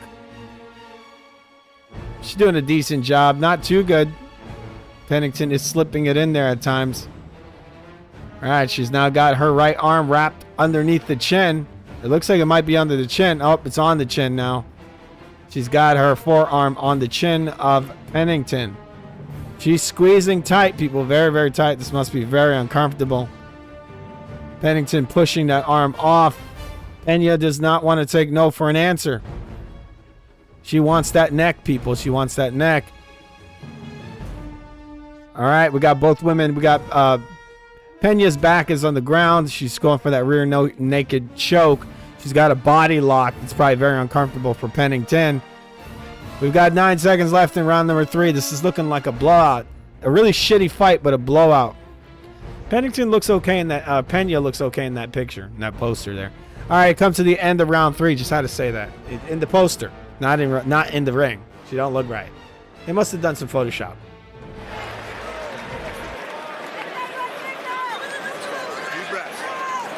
Give me a couple deep breaths here. Couple deep breaths, all right? We're all good, all right? Listen to me. I need you to let this shit go, all right? You want to go? Let's go get into a fight, all right? Come on. Okay. I mean, fucking let's let it go. Okay. All right. Show me it. All right? Yep. We need this round right here. Yep. We need more right here. Here you see Juliana Pena lands the jab. There's a beautiful right hand as she caught Pennington coming in for the Superman punch. There's a right hand over the top by Juliana, and here's the takedown.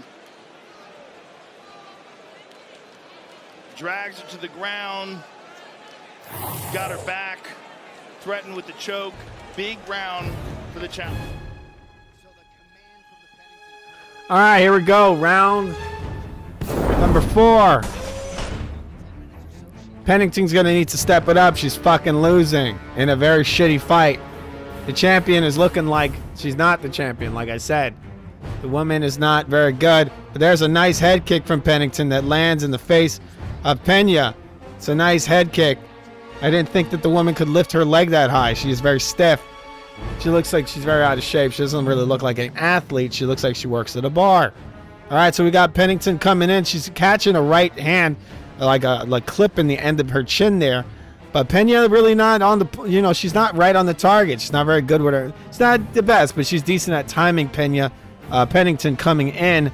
Pennington landing one head kick, and now she's gone back to throwing her kind of push jabs to set up a right hand, I guess, but the right hand never comes. She just throws the kind of like 1, 2, 3, kind of push jab. And in reality, what Pena should do is just throw with her, right? Since she likes to throw this little lazy jab, just hit her with a right hand, and she did it. As I said it, Pena throws her straight right hand, and she smashes Pennington in the face with it. This is what you want to do because there's no steam on Pennington's jab. It's not really a jab. It's a rangefinder. It's there to distract. It's what I call a lazy jab. It's what a lot of trainers would call a lazy jab. It's really just a setup. That's all it is. And when you throw a setup like that, what happens is that you're throwing this jangly jab out there, and where that hand should be is blocking your chin. And since it's not, and it's a weak strike, all it does is bring your guard down and opens you up to eat a right hand. And I think Pena should be throwing a lot more right hands. She's not like, why aren't you throwing your right hand over that jab? She does it a lot. She doesn't keep that hand at home. Both women in the middle of the ring. There's another right hand from Pena. It lands, but it looks like it's on the back of the head. Pena's standing her ground. She throws in her little push, little touch jab. Nothing there. Again, these ladies don't really have left hands. They have just a right hook. But when it comes to Pena, she doesn't even throw her right hand. She just throws this little flick jab. Very, very trash kind of range finding flick jab. Pennington shooting in with a left hook. Nothing there. The overhand from Pennington. Both women have, like I said, horrible technique when it comes to punching technique. Not too good. They don't transfer their weight correctly. Never. They never really do. Maybe every once in a while they get lucky. All right, so we got Pennington pressing, and there's a jab right hand from Pena. Both miss, everything missing. There's a nice right straight from Pennington. She landed a nice straight right hand through the middle. Interesting that she actually landed something and something with power. Pennington's closing in, very kind of aggressive. She steps in with a jab to the body, and it lands. All right, now Pennington is stalking Pena. Pena might like this because Pena seems to be more of the counterpuncher here. There's a big right hand from Pennington that drops Pena.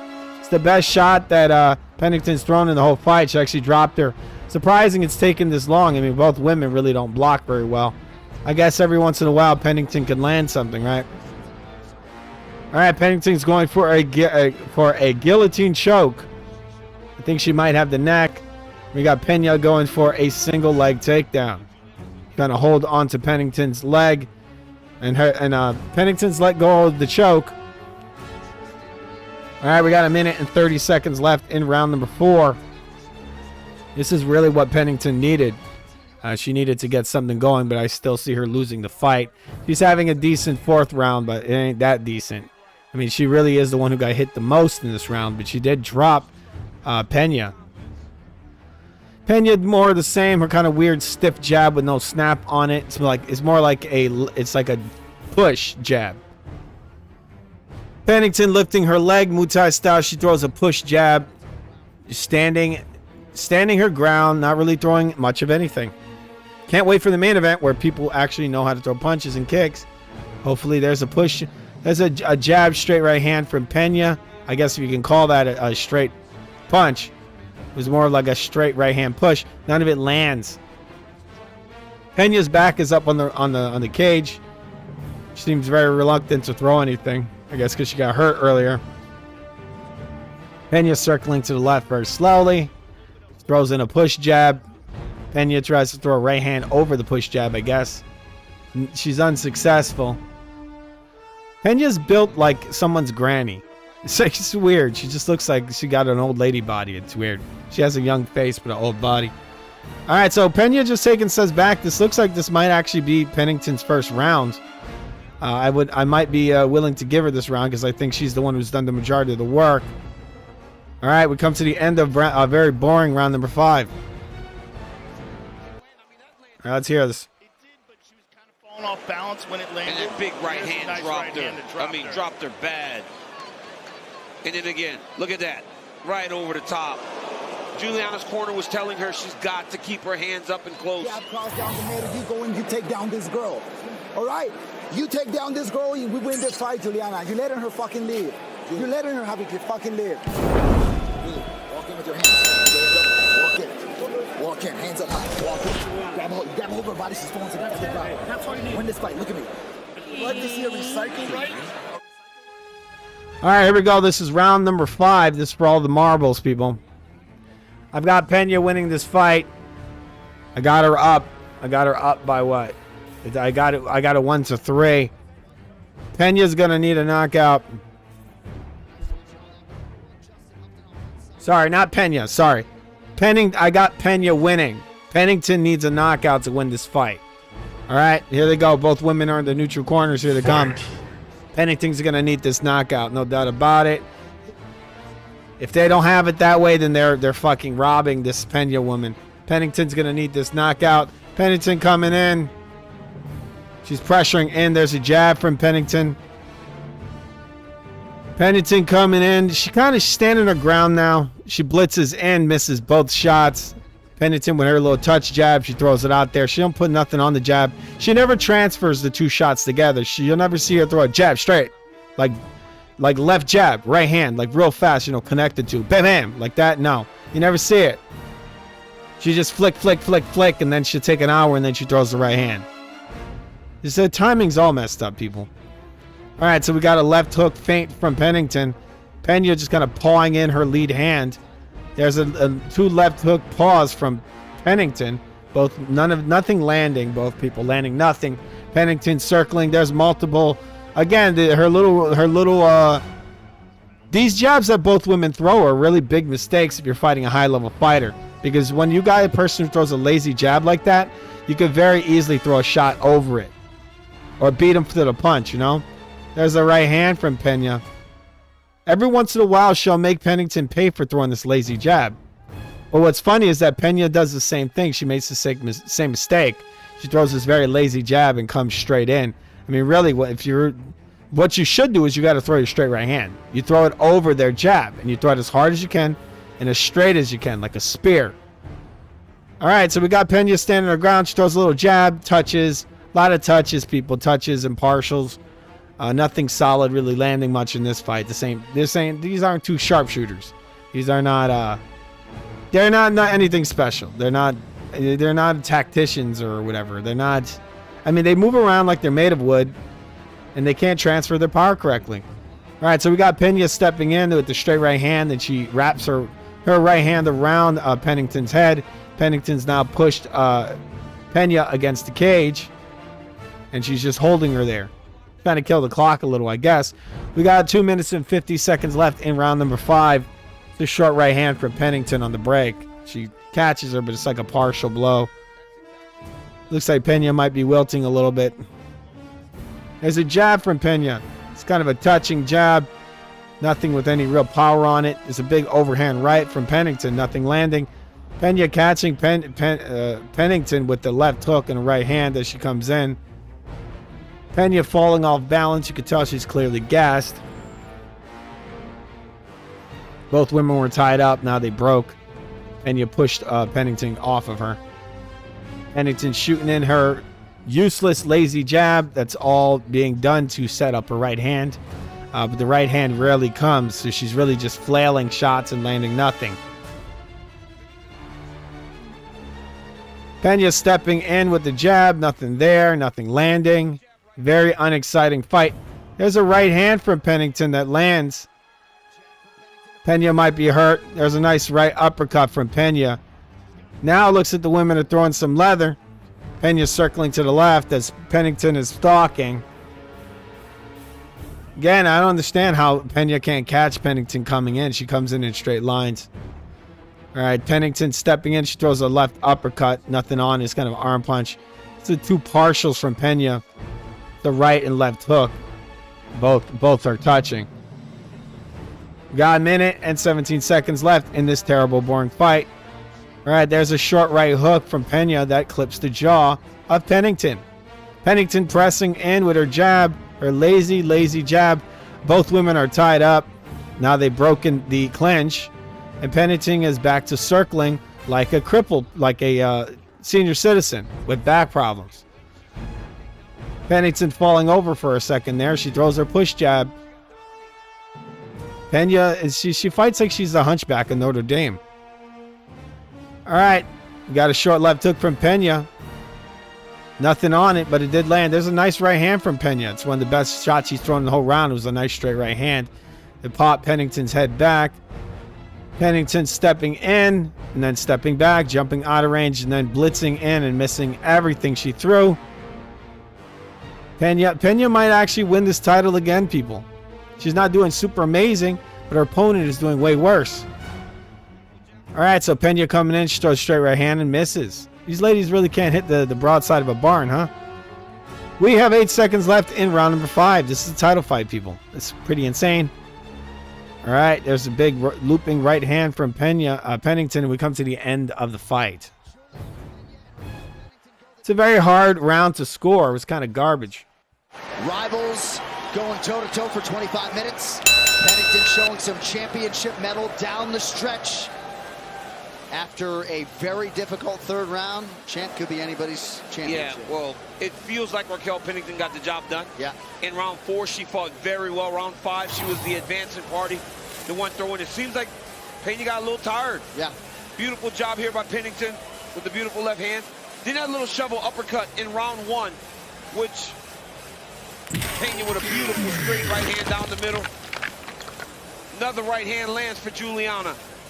I love these takedowns. This little Iranian. Very, very shitty, boring fight, people. I had Pena winning.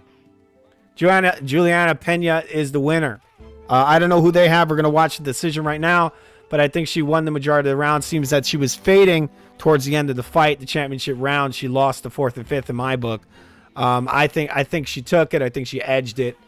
All right, we're coming to decision. Let's hear this. Deciding round, Raquel Pennington attempted 378 total strikes to 289 for Juliana Pena. Pennington landed more, slightly better land percentage. I don't know about that. 31% to 29% for Raquel Sounds like bullshit. But it was really Justin Houghton, and I always butcher his last name, but imparting advice upon Raquel Pennington after round 3 to just go get in a fight. Go fight. She did. Yeah. Go fight. And she did. She responded exactly like She you didn't do want it your now. champion to do. But hats off to Juliana Pena, man. She fought her butt off, as we always come to expect. Yeah. And who knows if Amanda Nunes would ever come back to competition. Her legacy is entrenched. But the reward for whomever wins this fight could very well be Kayla Harrison. Yep. And that doesn't really sound like any sort of reward.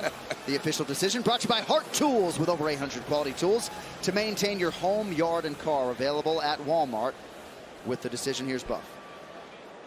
Ladies and gentlemen, after 5 rounds, we go to the judges' scorecards for a decision. Saldi Amato scores the contest, 48-47, Pena. Derek clearly has it, 48-47, Pennington. And Mike Bell scores the contest, 48-47, for the winner by split decision, and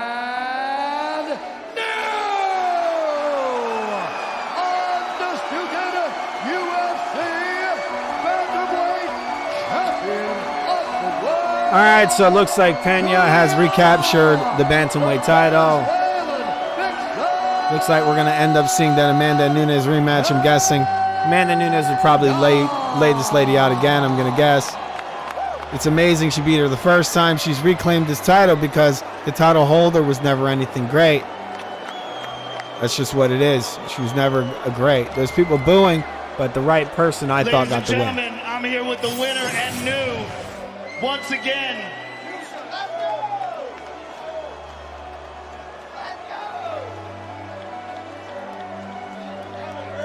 Juliana, very, very close fight. Very rough fight. at the end of it, did you think you It were wasn't. It wasn't a good fight. That's for damn sure. I wasn't sure. I heard that these judges tonight were doing some crazy stuff, so you never want to leave it in the hands of the judges, and that's unfortunate that I went to a decision, but I'm happy I got the win. Raquel's a very tough opponent, and I'm glad that we could finally put it to bed. This is a long time coming, this fight. Was there anything surprising about it?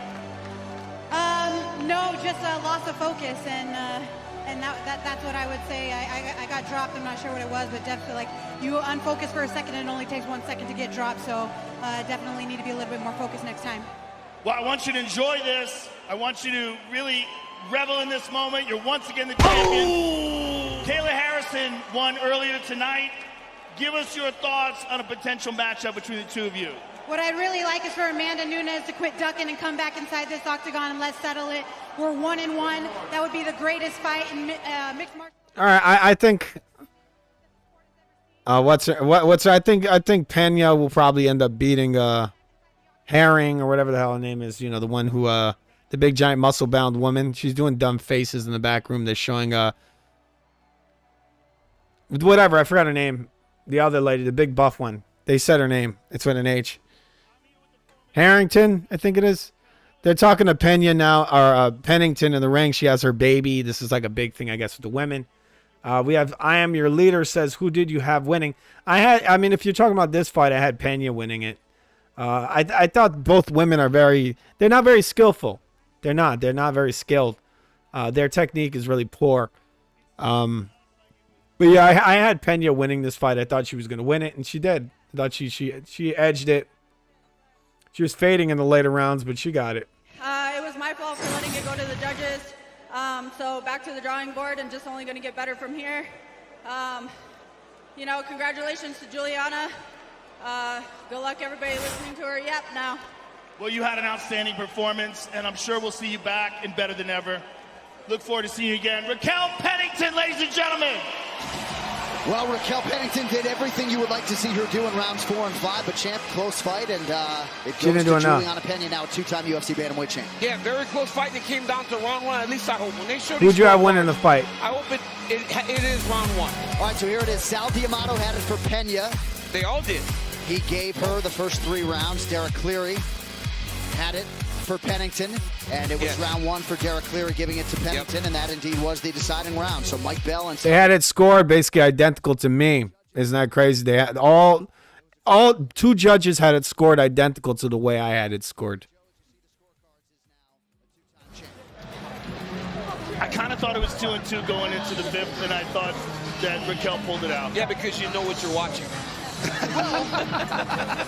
think, though, the exercise would be to go back and watch round 1, and I'm sure there would be a defense for that Derek Cleary scorecard. But yes, certainly the 3 of us sitting octagon side, much of the fan base. He says he saw it 2-2. That's bullshit. Yeah, I don't think I saw it that way. I think I had it 3-1. She needed a knockout to win that fight. She had lost 3 rounds already. Yeah, she lost 3. She got what was it? She won the 4th. And she needed a knockout really to win the fight. That's what Pennington needed. Speaking of which, coming up next, main event 3 years ago at this time, Alex Pineda had yet to compete in the UFC. Now a 2-division champion and future Hall of Famer. The fire still burns for Poatan, who tonight is chasing further greatness in this 3rd light heavyweight title defense of the year against the power packing Khalil Roundtree Jr. Discipline and martial arts have changed this man's life, to be sure. But if he can find his knockout shot tonight and pull off this upset, he will change his life in a way perhaps even he could not have foreseen. High-level striking expected shortly. Light heavyweight title on the line next from Salt Lake City.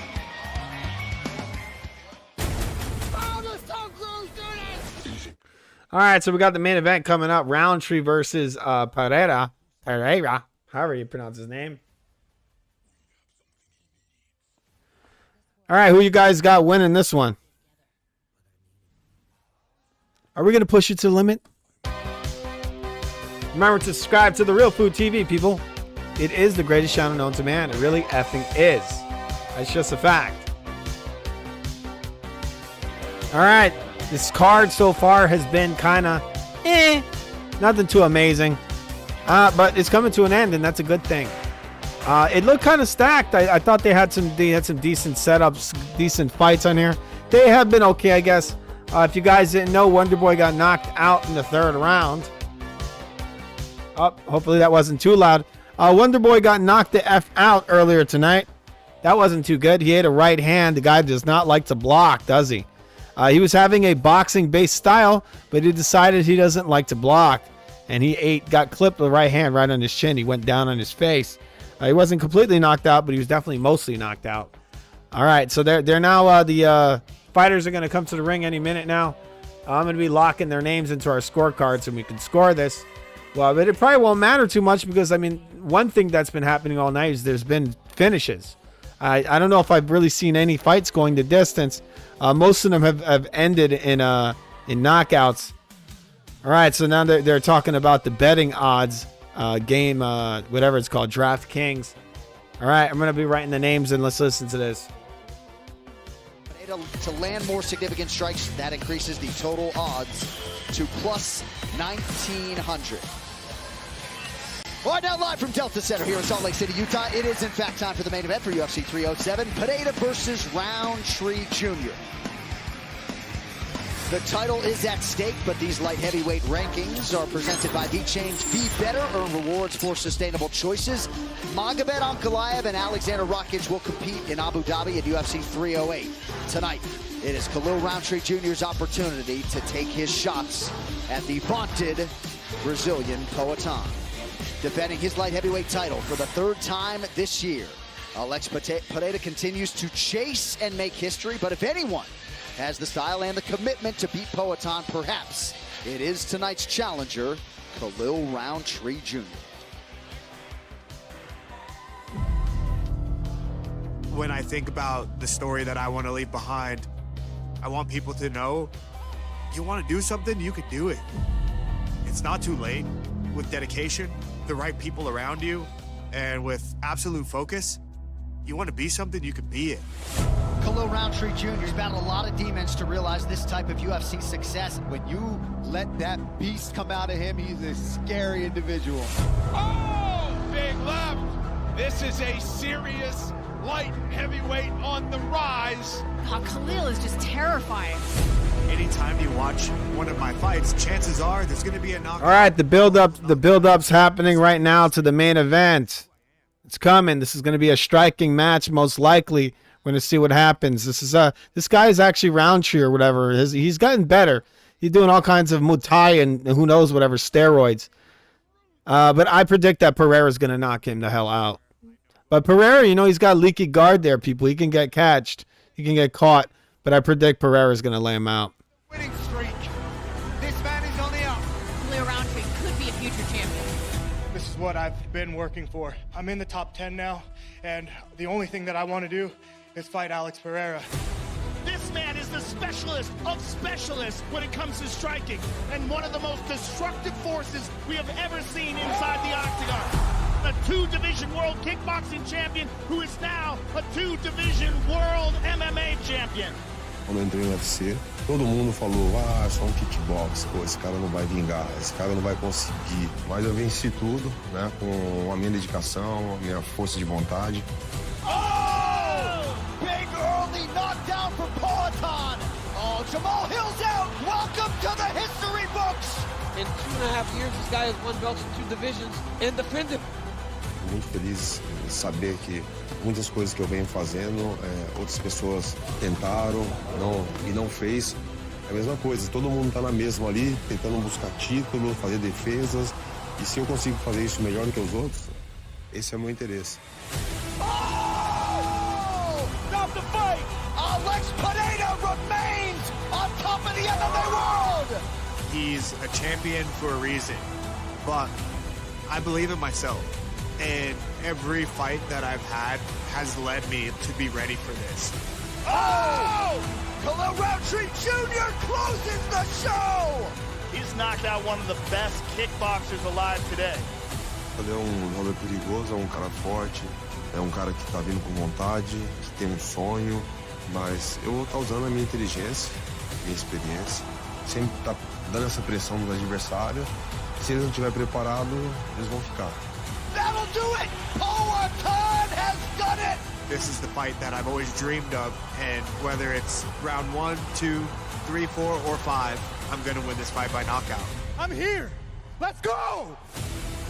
Não importa se vai ser por pontos, ou se vai ser por nocaute, ou por finalização. A minha mente é sair dali campeão. That guy does not have the voice to be called a beast. He's like, come on, let's go, man. I'm going to be champion. And then this guy over here is all like, he sounds like a fucking extra from The Last of the Mohicans. The hell? He sounds way more menacing. Pereira? He already beat you with his voice.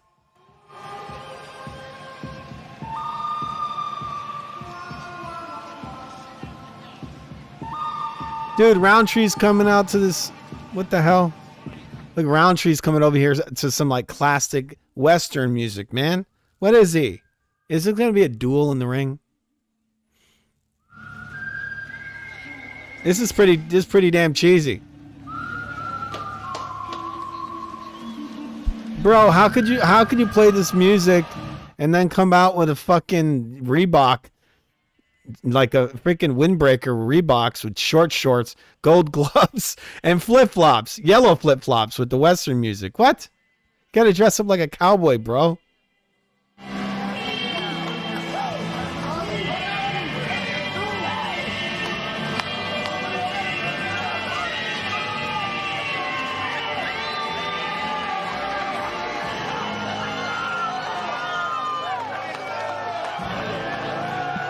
So it all comes down to this.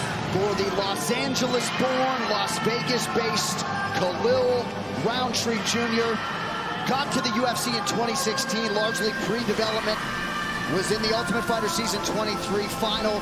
At times he experienced adversity that had him contemplating retirement. Thankfully, with supporters like his coach John Wood, who always believed his wife Mia Kang stuck to the cause, and Joe Rogan, he competes for the world title against Poatan tonight. And what an extraordinary opportunity this man has to change his life forever. To have the legacy of becoming not just the UFC light heavyweight champion, but to beat one of the scariest human beings that has ever competed in the sport. And Khalil Roundtree Jr. thinks he's the guy to pull off the job. This is the guy that knocked out Gokhan Saki, who was one of the greatest kickboxers on earth at the time. And Khalil, he's had these moments in his career where he's lost focus and lost his attention and just not been all in. But for the last few years, he has been on a tear, and we've seen him realize his true potential, and we really saw that in the Anthony Smith fight. He looked like an assassin in that fight. And the calm, cool, and relaxed. And Anthony Smith is so hyped up, people. That ain't a big win. You beat Anthony Smith, that means nothing. Anthony Smith, for the most part, even though I liked him for a couple of minutes, he's kind of a quitter in a lot of ways. He'll try a little bit in the beginning, but if he has any problems, he just folds. And then at the end of the fight, he's on the ground, just kind of laying on all fours, just basically giving up but taking a beating. Like, he's not a hard guy to kind of like break mentally. Yeah, a lot of visualization. Also, Anthony Smith's technique is very poor many times. The guy's just flailing out shots later in fights. He can't finish the job. He can't do anything, people. That guy's been done for years now, Anthony Smith. We'll see if he can find a home for the left hand and effectively, to Joe's point, change his life forever. He's hoping to make the right reads, not overdo it with the striking, and knock out Poatan in Salt Lake City. All right, here comes Poatan, everyone. The lights in the arena have gone off like the Undertaker. He's going to come out to that Sepultura song. Just so you guys don't know, this song is from the group Sepultura. Lead singer was Max Cavalera. I don't know if you guys know about Soulfly. A pretty awesome band if you want to listen to some cool tribal music from Brazil. Two great bands to listen to, Sepultura or Soulfly. Been around since the 80s. It's actually what the groups that inspired bands like Slipknot, if you believe it or not.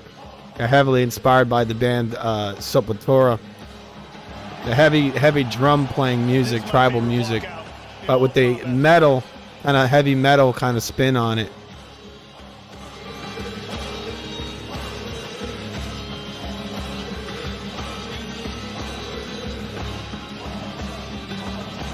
They need to stop with the fucking yellow gloves, man. Those gold gloves look like shit.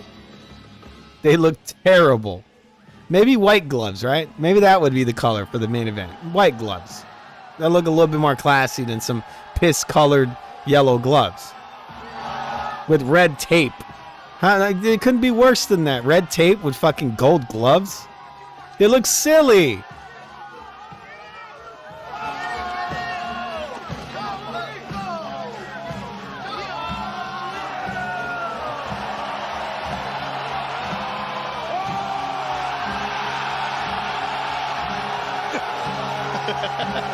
It's so awesome. It's awesome. It's so awesome. I like that thing he does with the fake bow and arrow. That's pretty cool. But what sucks, he's wearing those stupid gold gloves, and he does it. Is indescribable. Enter the UFC light heavyweight champion, former middleweight champion out of Sao Paulo, Brazil, Alex Pereira. He did not put this light heavyweight belt on the line for the first time until UFC 300, and now here he is 7 months later, Joe, making the third straight defense. He is such a terrifying striker. You want to talk about a guy that has power. It's power unlike anyone else. You want to talk about a guy who has power. Anybody he hits. The guy has power, man. He has, like, power. That's how Joe Rogan would say, right? Unique in his movements and his strategies. It's going to be impossible to find someone to replicate that style in the gym. For me, it's crazy to think that he keeps saying he wants to go back to 185. He's massive at 205. He's a huge guy that seems like he's every bit of 230 pounds. But when you talk about Alex, they're chanting Chama. You know the one thing he said about Stardom, and Joe, you can understand it. He said the things that he could do before he can't do anymore. I said, is this just in Brazil? He said, no, it's everywhere now. And that's from being the headline at UFC 300, being the headline at 303, headline at Madison Square Garden twice against Israel Adesanya. This guy's level of superstardom has now crossed into not just MMA star, but actual star. It's because he fights all the time. Who could have imagined, John, that he gets paid what he gets paid to do this when that's all he did in kickboxing? He said he fought 10 times in 1 year in kickboxing. The guy's a savage. Such a competitor, and as such, when he looks at the middleweight champion, Dricus du Plessis. All right, so we got Pereira staring a hole through his opponent. He can go back down there, but Roundtree. tonight, it's a defense at 205 pounds against that man, Khalil Roundtree Jr. Intensity personified. Pereira's just looking a hole right through Roundtree. Roundtree with his cheesy little mustache. He sounds like a skateboarder, bro. You can't be a skateboarder and beat this guy. You just can't. You can't do it. Every time he fights. But just this moment, Yeah. That music probably really gets in their heads, too. He's like staring a hole through the guy while that Sabatora music is blasting. It is awesome, man. There's nothing like a UFC title fight. I'm telling you, I say it all the time. Everybody talks about other sports. Like, man, this is crazy being in here. He's looking at this dude with his fucking eye. Like, they're blasting the Sabatora music, and, like, Pereira's looking a hole through this guy. This guy beast. All right, Pereira's 37 years old. Roundtree is 34. Pereira is 6'4". Roundtree is 6'1". Both men at 205. And 79-inch reach for Alex. And Roundtree has a 76.5-inch reach. Looks like Pereira has the advantage in every category except for age. But we'll see if that means anything. The main event of the evening, sanctioned by the Pete Suazo Utah Athletic Commission. Commission Chair Troy Walker, Executive Director Scott Bowler. Our three judges scoring this contest at Octagon side are Derek Clearly, Saul Diamato, and Chris Lee. And when the action begins, our referee in charge of the Octagon. I don't know what the fuck this just did. Sorry about that. It's brought to you by Venom, the Fast Dad. Oh, we got a glitch there. Exclusively in movie theaters, October 25th. And New Amsterdam Vodka. 5-time distilled and 3-time filtered. New Amsterdam is in your corner. He won, people. He with won. Award-winning vodka.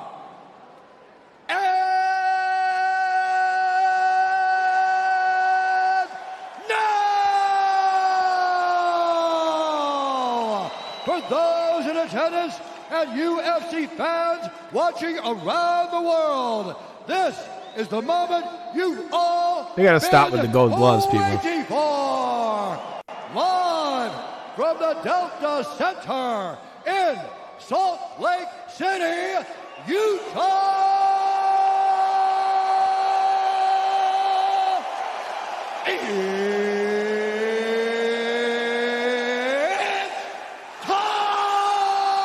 The lung capacity, people. The lung capacity. Rise for the undisputed UFC Light Heavyweight Championship of the world.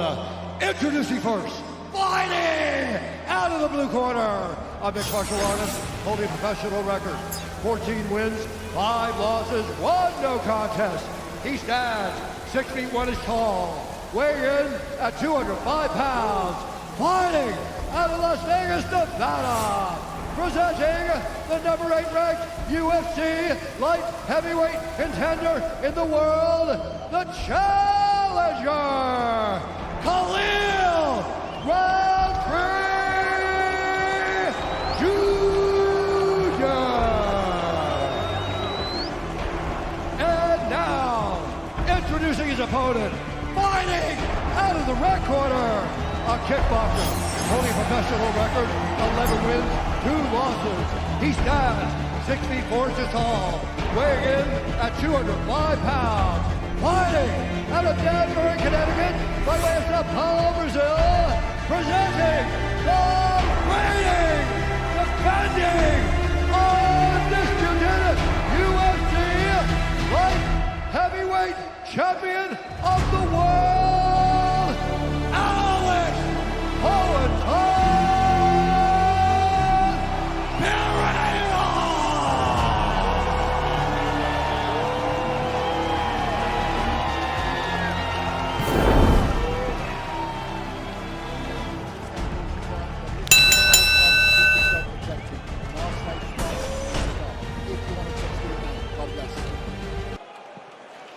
Well, hopefully Khalil Roundtree Jr. got in a good warm-up because feels like he's been in the octagon for 20 minutes. That stare down alone. Fight.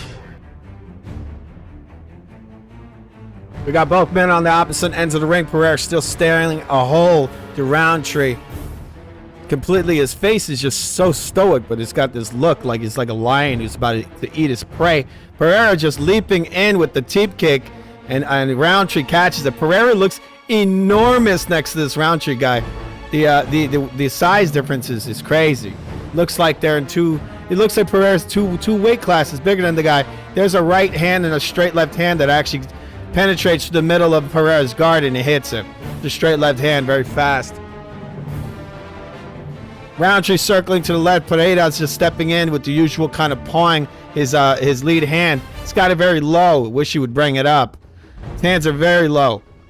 Roundtree shooting these hands through. He's throwing like doubles and tripled up jabs. They're probing, and then he throws a nice spear-like straight left hand. Does not land, but it's dangerous shit. Pereira's gonna have to be on his P's and Q's, but he doesn't seem to be fazed by it.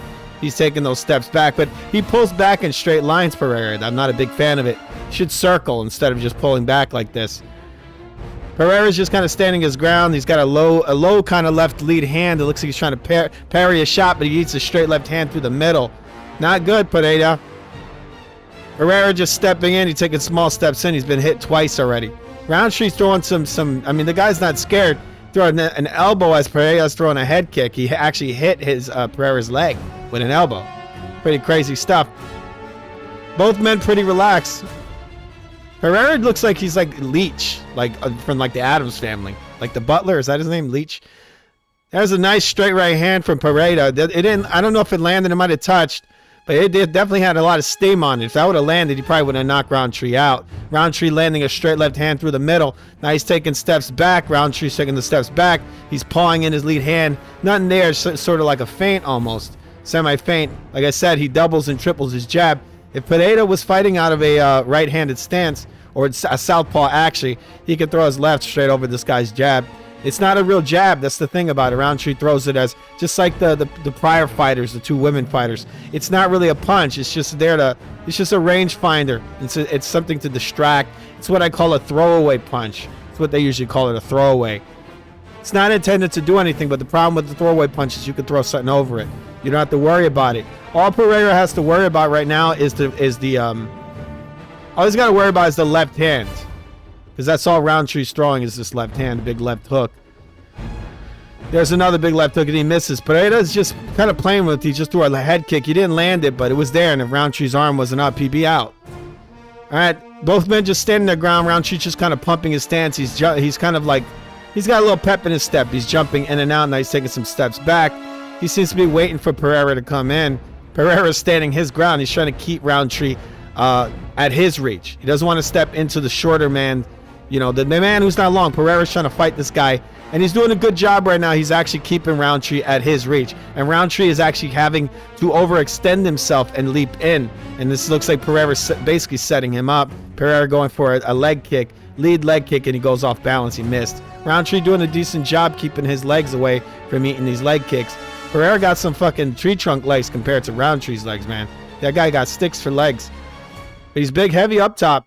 Roundtree is going to get tired for damn sure. He's throwing these punches with all kinds of steam on him, and Pereira's taking everything away from them. He's kind of, again, Pereira's staying at his range. He's using range right now. He's using it very well. His hands are low, so it gives Roundtree this false idea that he can land a shot. And what Pereira's doing is he's just standing right there and allowing Roundtree to keep overextending himself. And he's doing it repeatedly. This is going to tire Roundtree out. He's missing everything.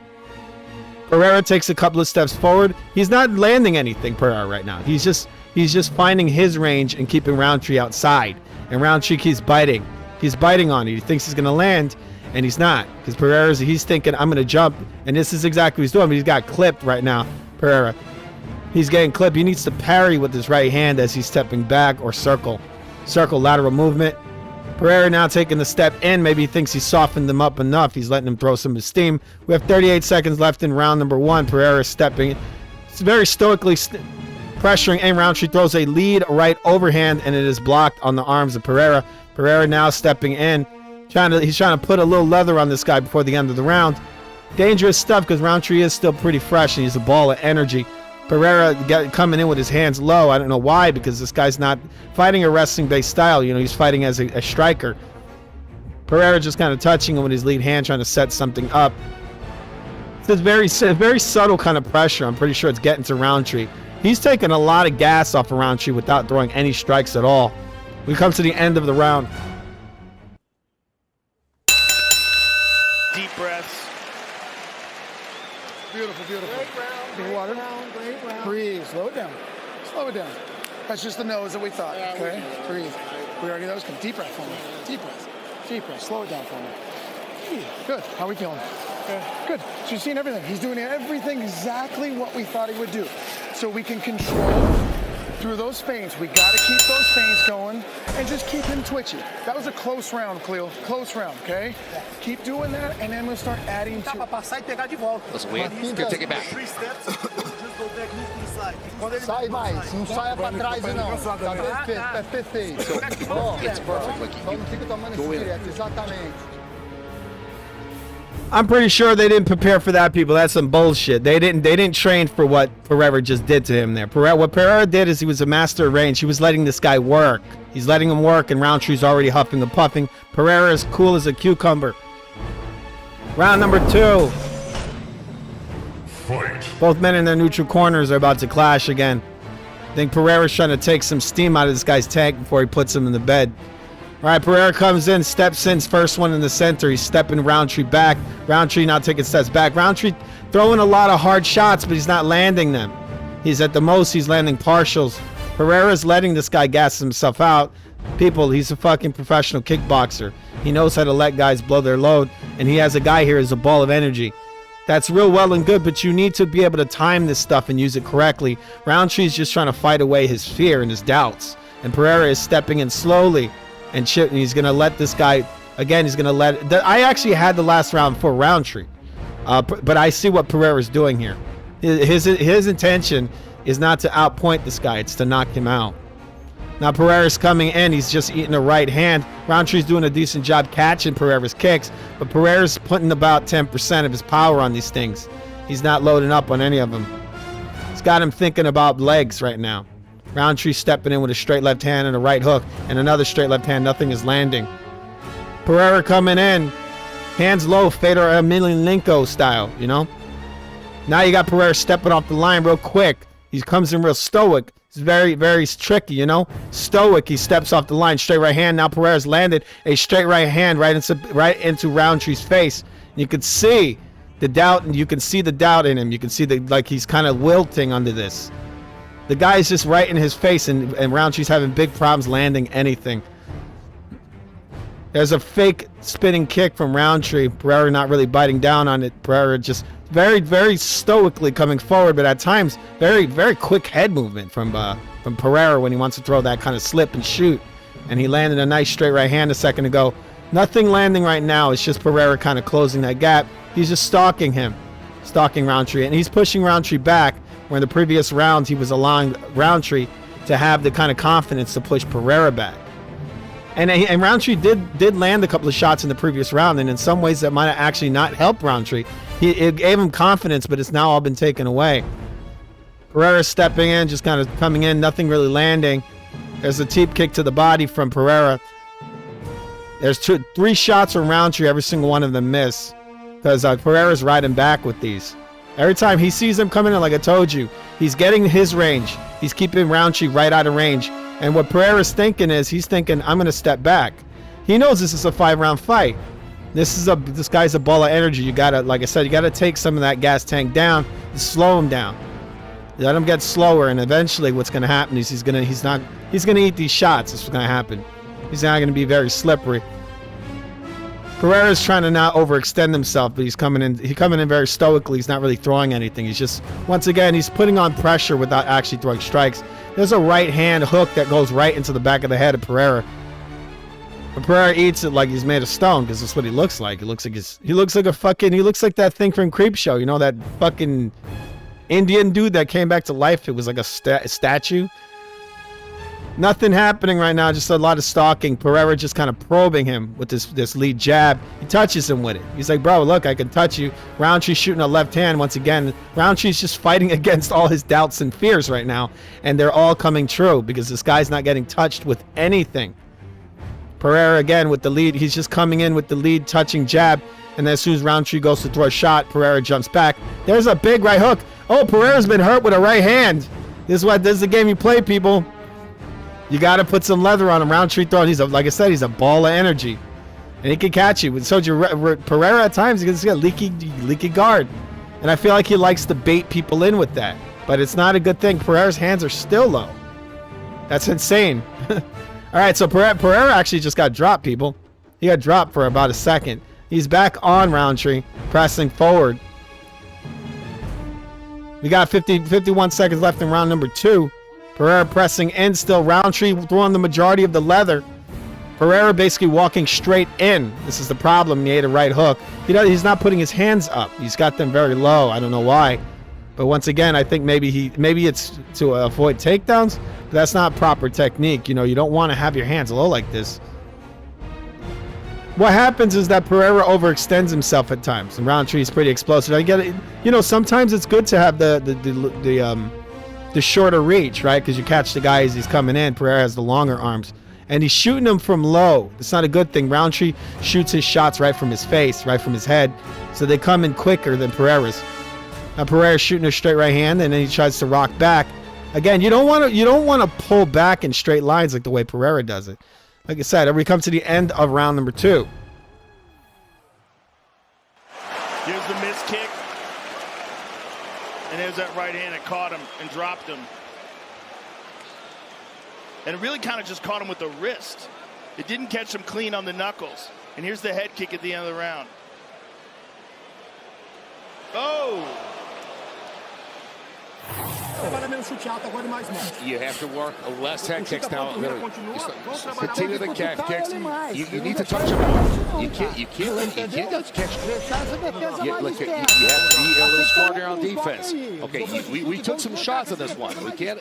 You have to be smarter on defense. Okay, let's make him make mistakes. Okay. Stay sharp for another 15. You're controlling everything. Blowing his nose. Hey. This is round 3 right here. 15 more minutes, Khalil. This is fucking you, buddy.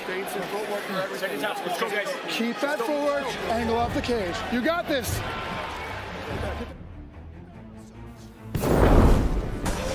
Round number 3.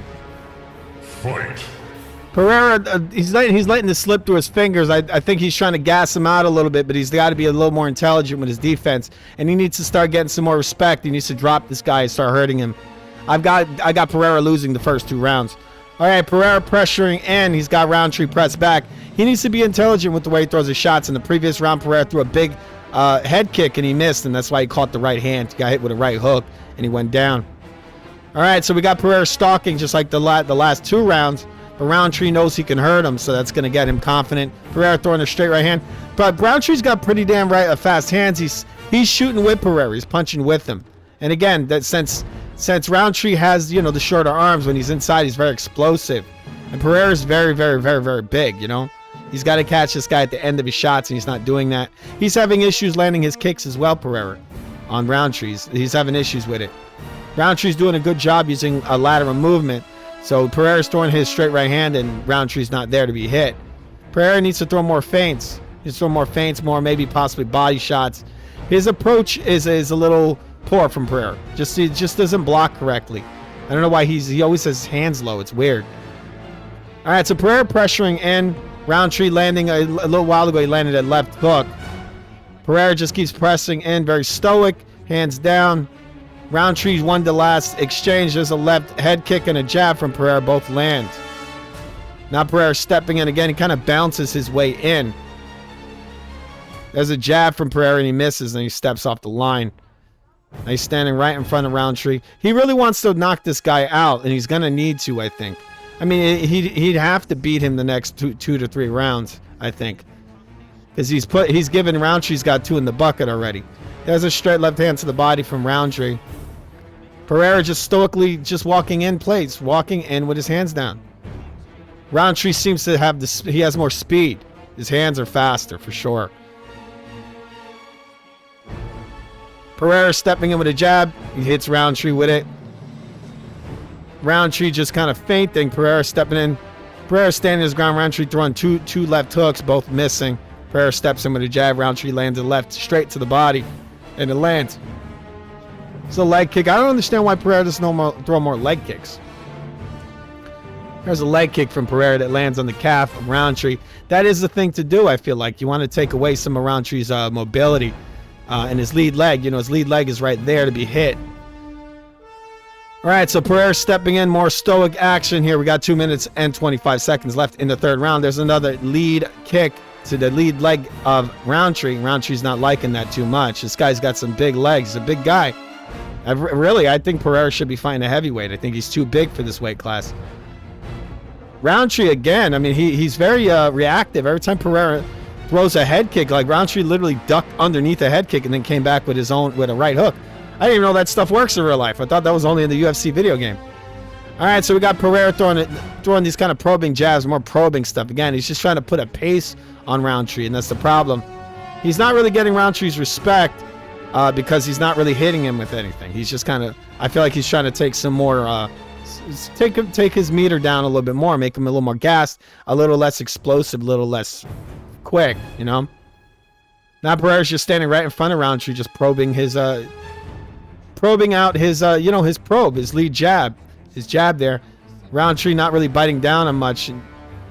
I got Roundtree throwing a head kick. It's caught on the forearms of Pereira. Pereira throwing another head kick, does not land. So there's a closer round. It's like Pereira's getting more into the fight when it comes to he's getting the right pace. He's pushing the pressure. He's landing. He's kind of just pecking at Roundtree. It's a chopping right hand from Roundtree that doesn't land. It's grazing. I think just a simple pressure that Pereira's putting. He's using off timing right now, Pereira. But one of his problems is he pulls straight back with his chin up in the air. It's a very amateurish mistake from Pereira.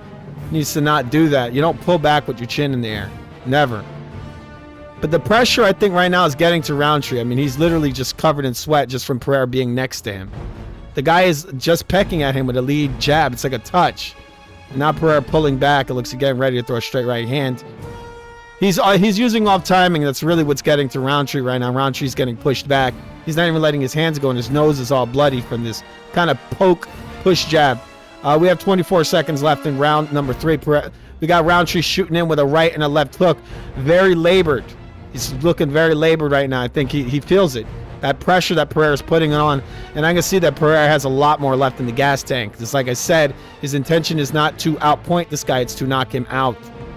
Okay, we got 4 seconds left in the round. We got Pereira throwing multiple knees, and the round has ended. I think Pereira sees it. Roundtree looking up at the clock, and he's bloodied. Listen, Khalil. Ice his leg, ice his leg. Right here. Catch your breath. Catch your breath, Khalil. Champions are right here. This is it. Championship rounds right here. Championship rounds. Okay, he built a little confidence in that round. We got to get it back. When he's coming in, I need you to make him respect you. Hit him with that jab. Deep breath for me. Deep breath, Khalil. Deep breath. This is it right here. You got 10 more fucking minutes, Khalil. We can do this. 10 minutes. Your body's fine. We're ready for this. Here's the water. Don't be lazy. Everything you've got, everything you've got. Listen. Punches. That third one's gonna get okay. Deep breath. Off the feints. Even off the feints. He's gonna come hard right now. You stay in his Pereira's from the same town as me. That being said, I find him too overhyped. I don't care why. I don't know why. This was it. The championship rounds are upon us. Alex Pereira seemingly has more in the tank. We'll see if Khalil Roundtree Jr. can get those hands going. 10 minutes. He does make a lot of mistakes. He does. Pereira makes some mistakes in his defense. He's getting used to fighting with his hands down low, a little too much. Shouldn't do that. You can get caught. It doesn't matter who you are. There's a nice inside leg kick from Roundtree. He hits Pereira right in the inside of his leg. There's a nice jab from Pereira. Pereira's coming in. There's a nice teep kick from Pereira. He takes a nice straight right hand to the body from Pereira, and then he rocks back. Roundtree throws a left hook, and it misses. Pereira stepping in. He's a little more. He's very stoic, but he's definitely coming in now for the kill. I think he senses Roundtree is gassing. That's what it is. Pereira just standing right in front of Roundtree, just very minimal movements to keep him from landing. He's using off timing, straight right hand from Pereira, and he steps out of range. Before he was trying to punch, trying to blitz Roundtree out, and Roundtree was beating him to the punch and out punching him. He was basically outspeeding him, and he was punching with Pereira. Now Pereira's using off timing, and he's using a lot of probes, sort of like a feint, because he's just touching him and touching him and touching him. So he never knows when the hammer's coming in, and that's really what's getting to Roundtree. He doesn't know what to do. He's completely bewildered right now. It's a nice leg kick there from Pereira, and he's hit Roundtree with a jab that looks like it's hurt him. He looks hurt from that. He's playing it off well, but I could tell that jab hurt him. There's a straight left hand from Roundtree, and it misses. Roundtree kind of shaking his head like he's trying to loosen his neck, but these little jabs from Pereira breaking Roundtree's face apart. His nose is gushing blood. He's got a bunch of blood. Under his right eye's all busted up, and these are from like not even quarter jabs. These are like touch jabs. Roundtree tries to throw his own jab. He flicks it in there real hard. He's trying to psych himself up. You can tell Roundtree's like, he's kind of bobbing his head and looking at Pereira like that ain't nothing, that kind of thing. There's a straight left hand from Roundtree, does not land. Roundtree really not on the target anymore. Like I said, Pereira's using probes. Nice pull counter from Pereira, and he rocks Roundtree with a straight right hand. You got to watch out, Pereira. Pereira got to watch with this guy, because this guy likes to shoot with you. Another straight right hand from Pereira. Another right hand. The Roundtree is hurt bad, people. He's hurt. There's another right hand. Roundtree's throwing punches at air, and Pereira is picking him apart. There's another jab from Pereira. He's breaking this guy apart right now. There's another jab. Another jab from Pereira. Pereira's just standing his ground. He lands a nice straight right hand. Roundtree throwing a big looping left hook. Does not land. Pereira pops Roundtree with another jab and another one through the middle. Roundtree's just a mess. He's covered in blood. His whole face is covered in blood. His chest. I mean, his nose, his eye, everything's broken on his face right now. And this was all within one exchange. He's completely broken. And he must have broke this guy's orbital and his nose. He's all busted up. Pereira with another kind of touching jab. Maybe they got the gold gloves so you can see the blood on them. Nice pull counters from Pereira. He's hitting this guy. He's fucking this guy real bad. Roundtree's hurt. I don't know if he's going to be able to come back from this. There's a right uppercut from Pereira. And another one, another big right hand. They might actually have to stop this fight. Because this looks like a total beating. This guy looks like he's finished. Pereira's just having a fucking boxing fight with this guy. This dude is... I don't know if I've seen a guy get beat this bad in the UFC with singular punches. I mean, he's just picking him apart. Roundtree's going back. There's a straight right hand. Roundtree does a decent job blocking it. Pereira's basically just like a big-ass fucking cat playing with a little mouse. Roundtree is, like I said, he's just covered in blood. Like, he went from having just a couple of bruises and a bloody nose to his entire chest and entire body in the front of his body being drenched in blood. Like, what the fuck broke? It's like a geyser. Pereira just shoots away, pushes down Roundtree's guard, and then hits him with a right hand. Roundtree stumbling over. The guy's stumbling. I mean, he's getting a ground and pound while he's standing. Roundtree stepping back. He's almost falling over. There's another straight right hand that hits Roundtree. And a right uppercut. I mean, this is grounds for almost having a stoppage for real, people. There's just so many clean shots are hitting this guy. It's insane. There's a knee from Pereira that actually hits Roundtree and it grazes. Roundtree's back is up on the cage and both guys are exchanging blows, but Roundtree has no more steam on his punches and Pereira's just shooting these shots around his guard, and there's a right and a left hook around to the body and an uppercut, and Roundtree's done. He's been TKO'd. He looks like he fucking quit. Pereira just broke him to pieces, people, in that round. He hit him with a left and right hook to the body and an uppercut, and the guy just fell over. That guy is. I mean, blood all over the table in front of John Anakin. Oh, look at my phone. Take a picture of this and send it to me, please, Joe. Look at my phone. Oh, my goodness. I don't have my TKO. My TKO button isn't done, so I'll just do this. Actually, I think I do have my TKO button. And what heart by Khalil Roundtree Jr.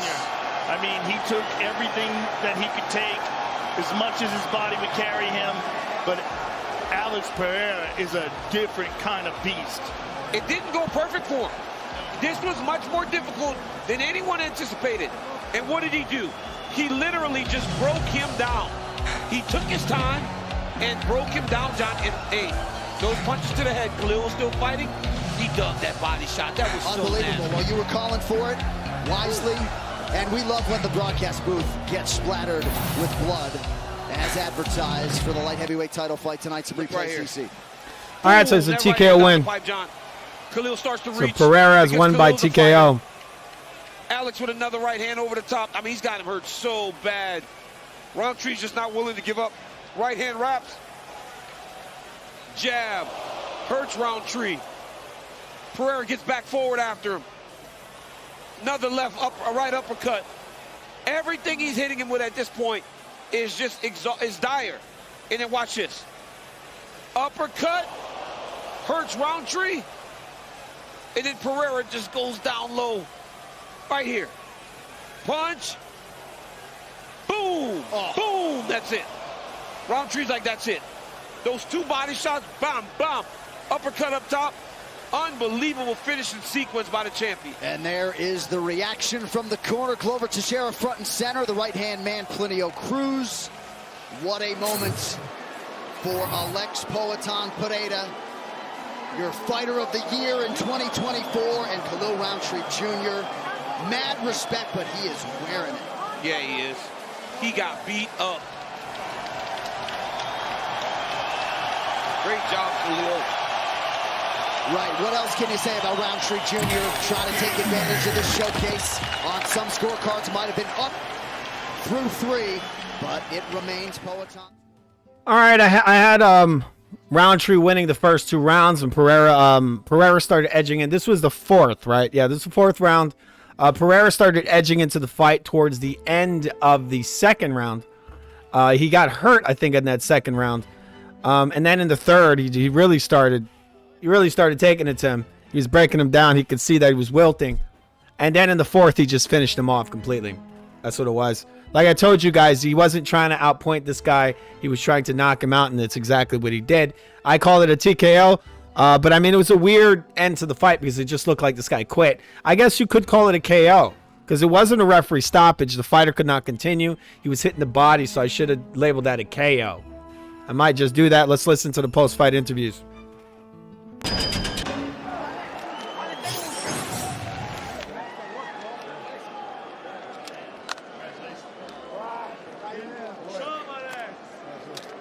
Ladies and gentlemen, I'm here with the winner and still champion, Alex Pereira. Alex, just an absolutely devastating knockout win. One more defense of your title. Do you feel like this is one of the most difficult fights of your career so far? Mais nocaute devastador, mais uma defesa do seu título. Você acha que essa foi uma das lutas mais duras até agora? Eu posso dizer que sim. Essa foi uma luta muito dura, mas como eu já esperava, pô, eu vi algumas lutas do Khalil e eu vi a experiência que ele tem, não só no MMA, mas pô, treinou muito Muay Thai, no melhor lugar na Tailândia. Então dá pra saber da qualidade desse cara. Ele provou aqui, pô, tá de parabéns. Foi muito dura essa luta. I can say that this was one of the toughest fights. I expected that. I watched a lot of Khalil's fights. He's got experience. He trained in the best spots in Thailand, and he showed tonight why he's got so much quality in here. He certainly does, but it was your technique and it was your power that broke him down at the end. And let's take a look at the final sequence. You started to break him down towards the end of the third, and then into the fourth, you started landing some devastating combinations. It wasn't power people that did it. It was precision. Precision and timing. That's what got it from him. Precision and timing. And he was working him psychologically, breaking him down psychologically. He broke him down in every single way. Com certeza, essa era a estratégia, fazer ele cansar. Como eu falei pra você, eu dei uma estudada no jogo dele. Eu vi as lutas dele, que ele no segundo round já não era mais o mesmo. E foi o que aconteceu aqui. Você viu que ele foi caindo, o rendimento dele, e eu só fui crescendo. É o que acontece comigo. The game plan was to let him tire. I watched a lot of his fights. Exactly. I studied his fights. I saw that he started decreasing. You see, people, I know what I'm looking at. People, I told you, he's trying to get him tired, right? He's trying to take some of that gas off him. I know more about this shit than Joe Rogan does. I know what he was doing. Heavyweight, you even expressed an interest in dropping back down to middleweight to fight Dricus du Plessis. Give us your thoughts on what your plans are. Mais uma defesa de título, muita coisa falada de você subir no peso pesado. Você falou de descer pro Dricus, para pegar o Dricus. O que você acha? Qual o plano agora? Bom, a gente tá vendo aí que parece que a luta do Dricus já foi casada com a do Shane Strickland. E o Shane Strickland é um parceiro de treino meu, pô. Não quero atrapalhar o jogo dele, os planos dele, né? Eu quero subir, né? Se for possível, Exactly what he said, people. Ela tá lutando no peso pesado, né? Mas com essa perda de peso para essa categoria, eu me senti muito bem e eu consigo descer. Mas agora deixa o Shane Strickland trabalhar. We saw that Dricus is going to be fighting Sean Strickland. He's a training partner of mine. I don't want to get in his way, you know, but I can move up to heavyweight, but this division is great. I feel great with this weight cut, and this is where I'm at. Well, congratulations, sir. It's an honor to call your fight, and I can't wait to see you fight again. Ladies and gentlemen, the winner and still champion, Alex Pereira!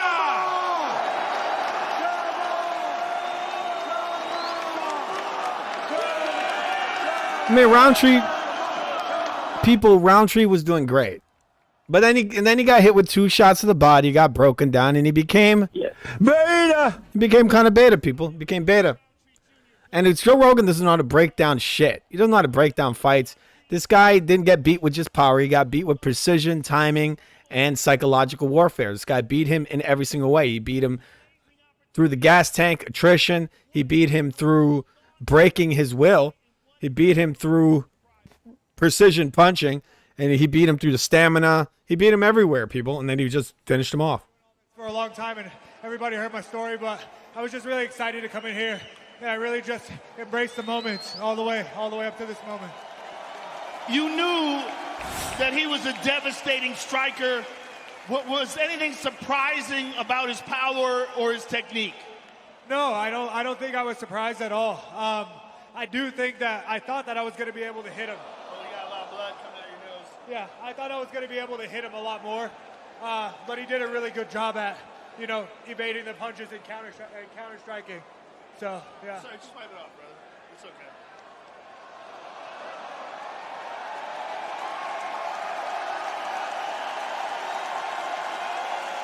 He got a giant blood booger. That towel's worth a lot of money now. He got a giant blood booger coming out of his nose. And no one even got him a damn towel. I got so welcome in your city. And I'll never forget this training camp. My whole life. You guys have been so fucking awesome. So I would love to come back. Did you really have to curse, really? Train at altitude, fight here again. I love you guys. I swear to God, I'll be back one day. Khalil, You're an amazing person and a fantastic fighter, and I can't wait to see you back better than ever. Thank you very much for everything. Khalil Roundtree, ladies and gentlemen. Well, you can be sure his stock goes up in defeat tonight. So much respect from everybody in the fight game for Khalil Roundtree Jr. But Alex Poatan Pereira.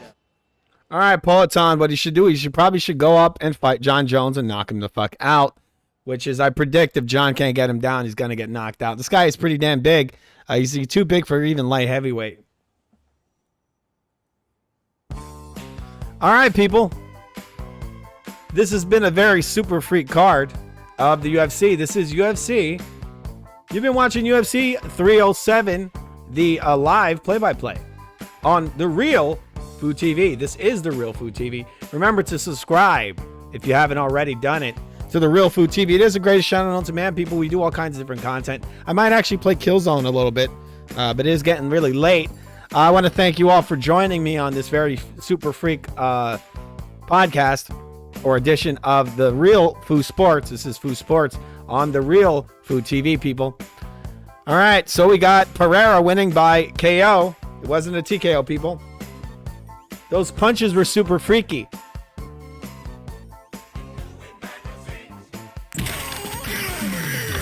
Just showed it to you a second ago. The graphics is a little bit broken, but you get it. He was a super freak. He lost the first 2 rounds. He won the third, and then he knocked this guy the F out in the fourth. This guy was almost killed in that round. It was exactly what I said. Pereira started laying those probes. He was kind of touching him with his jab. He's trying to get Roundtree to work, and he got him to work. And then when he saw that he had taken enough off his gas tank with simple moving forward, not even throwing any strikes, he was just kind of just touching him, you know. And the guy's kind of in a way trying to keep this dude off of him. He's like upset because he's like counting coup, right? He just keeps touching him with this jab. He isn't really hitting him hard, but he's touching him. Then eventually those touches became hard shots. And then eventually Pereira was landing this ton of jab, and then he would slip off the line and boom, come back with a straight right hand. And he had done this multiple times to Roundtree. He knocked him off balance, and then he just finished him off. He was hitting him with right hand, and then he just came in and just broke him to pieces and finished him off. He wounded him, and then he finished him. That's what happened. Pereira with another semi-dominant win in the beginning. It wasn't too dominant, but again, he had to take some gas out of this guy's tank. This guy was a big ball of energy, and his technique's pretty good. He can hit hard, and he's pretty on point, and he's fast. So just as soon as he took that steam off him, he knew, oh, he's done. He's ready to go. He knew that he had taken just enough off of it and taken enough of the edge away from him. He started getting, as soon as I saw Roundtree throw a right hand, and there was no snap on it, and he was labored, I knew it was over. And Pereira saw it as well. You know, if I could see it, then Pereira definitely could see it. And he came in and just finished the guy off. He'll do the same thing to John Jones as well. But John Jones isn't gas because he takes picos, right? Maybe. That could be why. He never really gasses, but I think with a guy like Pereira eating up his body with left and right hooks, you might get to him, or hitting him with these tree trunk legs, kicks to his legs or to his head. Who knows? That'd be an interesting fight, probably, but I assume John would try to just grab him and wrestle fuck him the whole fight, possibly. If he could do it, we never know. Pereira might be strong enough to keep that guy off. I mean, if Dominic Reyes can do it, why can't Pereira do it? I mean, this guy possibly could be one of the greatest UFC fighters in the history of the sport. Yeah, he is a little leaky on the guard, but, you know, you got to fix that up a little bit. It's kind of weird, his guard's that leaky. But anyway, I'm going to be getting out of here, people. I want to thank you all for joining me on this very special edition of The Real Food TV. And by The Real Food TV, I mean Food Sports.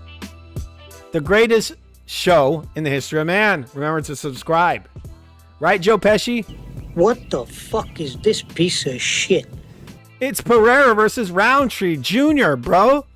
Pennington versus Pena was trash. But we have a new women's champion, and they're both garbage. But Pena's just a little bit better. She might, who knows? She's probably going to fight Amanda Nunes, and she's going to probably lose again. Maybe, she might. I feel like it was a fluke. I think Amanda Nunes is a much better fighter than her. She doesn't move around like she's 90 years old. Pena moves around very stiff. She reminds me of someone's grandmother. She's got a face like someone's sister, but she moves around like someone's grandmother. It's really weird. But anyway, people, I'm going to be getting out of here. All right, thanks for joining us once again, people. See you later.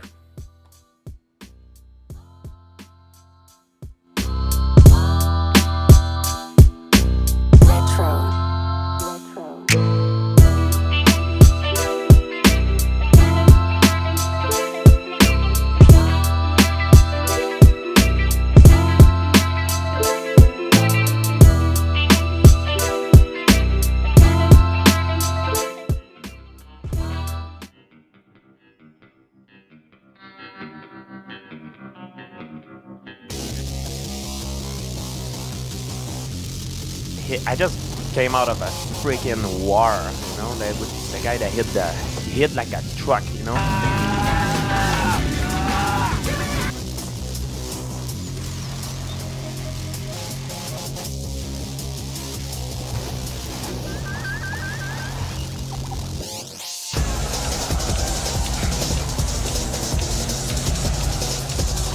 Beta! Beta!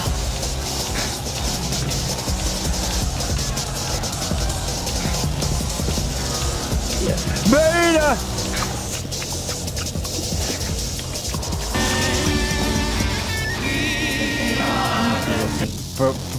My Yeah, okay, come on, move it. Let's go get that drink. hang on. What the fuck did I do wrong? You are a horrible fighter. You are a horrible fighter. Horrible fighter. You are a horrible fighter. Horrible fighter. Horrible fighter. You are a horrible fighter. Horrible fighter. Horrible fighter. You are a horrible fighter. Horrible fighter. Horrible. Yeah. Y'all can boo all you want. Suck a dick, no homo. Listen. I'm retarded? I just came out of a freaking war, you know. And now Mercer in the corner. And Mercer's all over him. And Morrison in trouble. And Morrison goes down for the first time.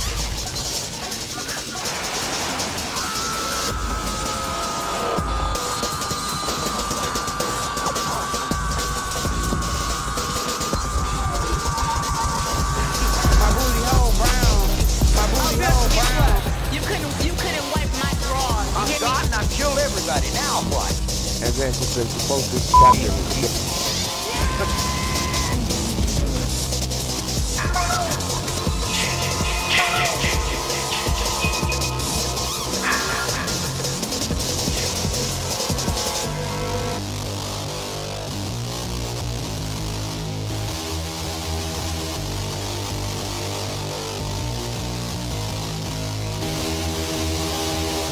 Beta! Beta! Beta!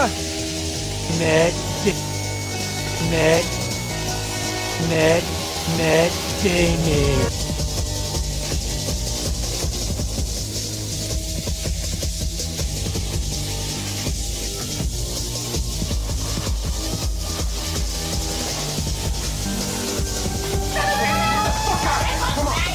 Sorry, when I fought with Miguel Angel Cotto, I have everything lost.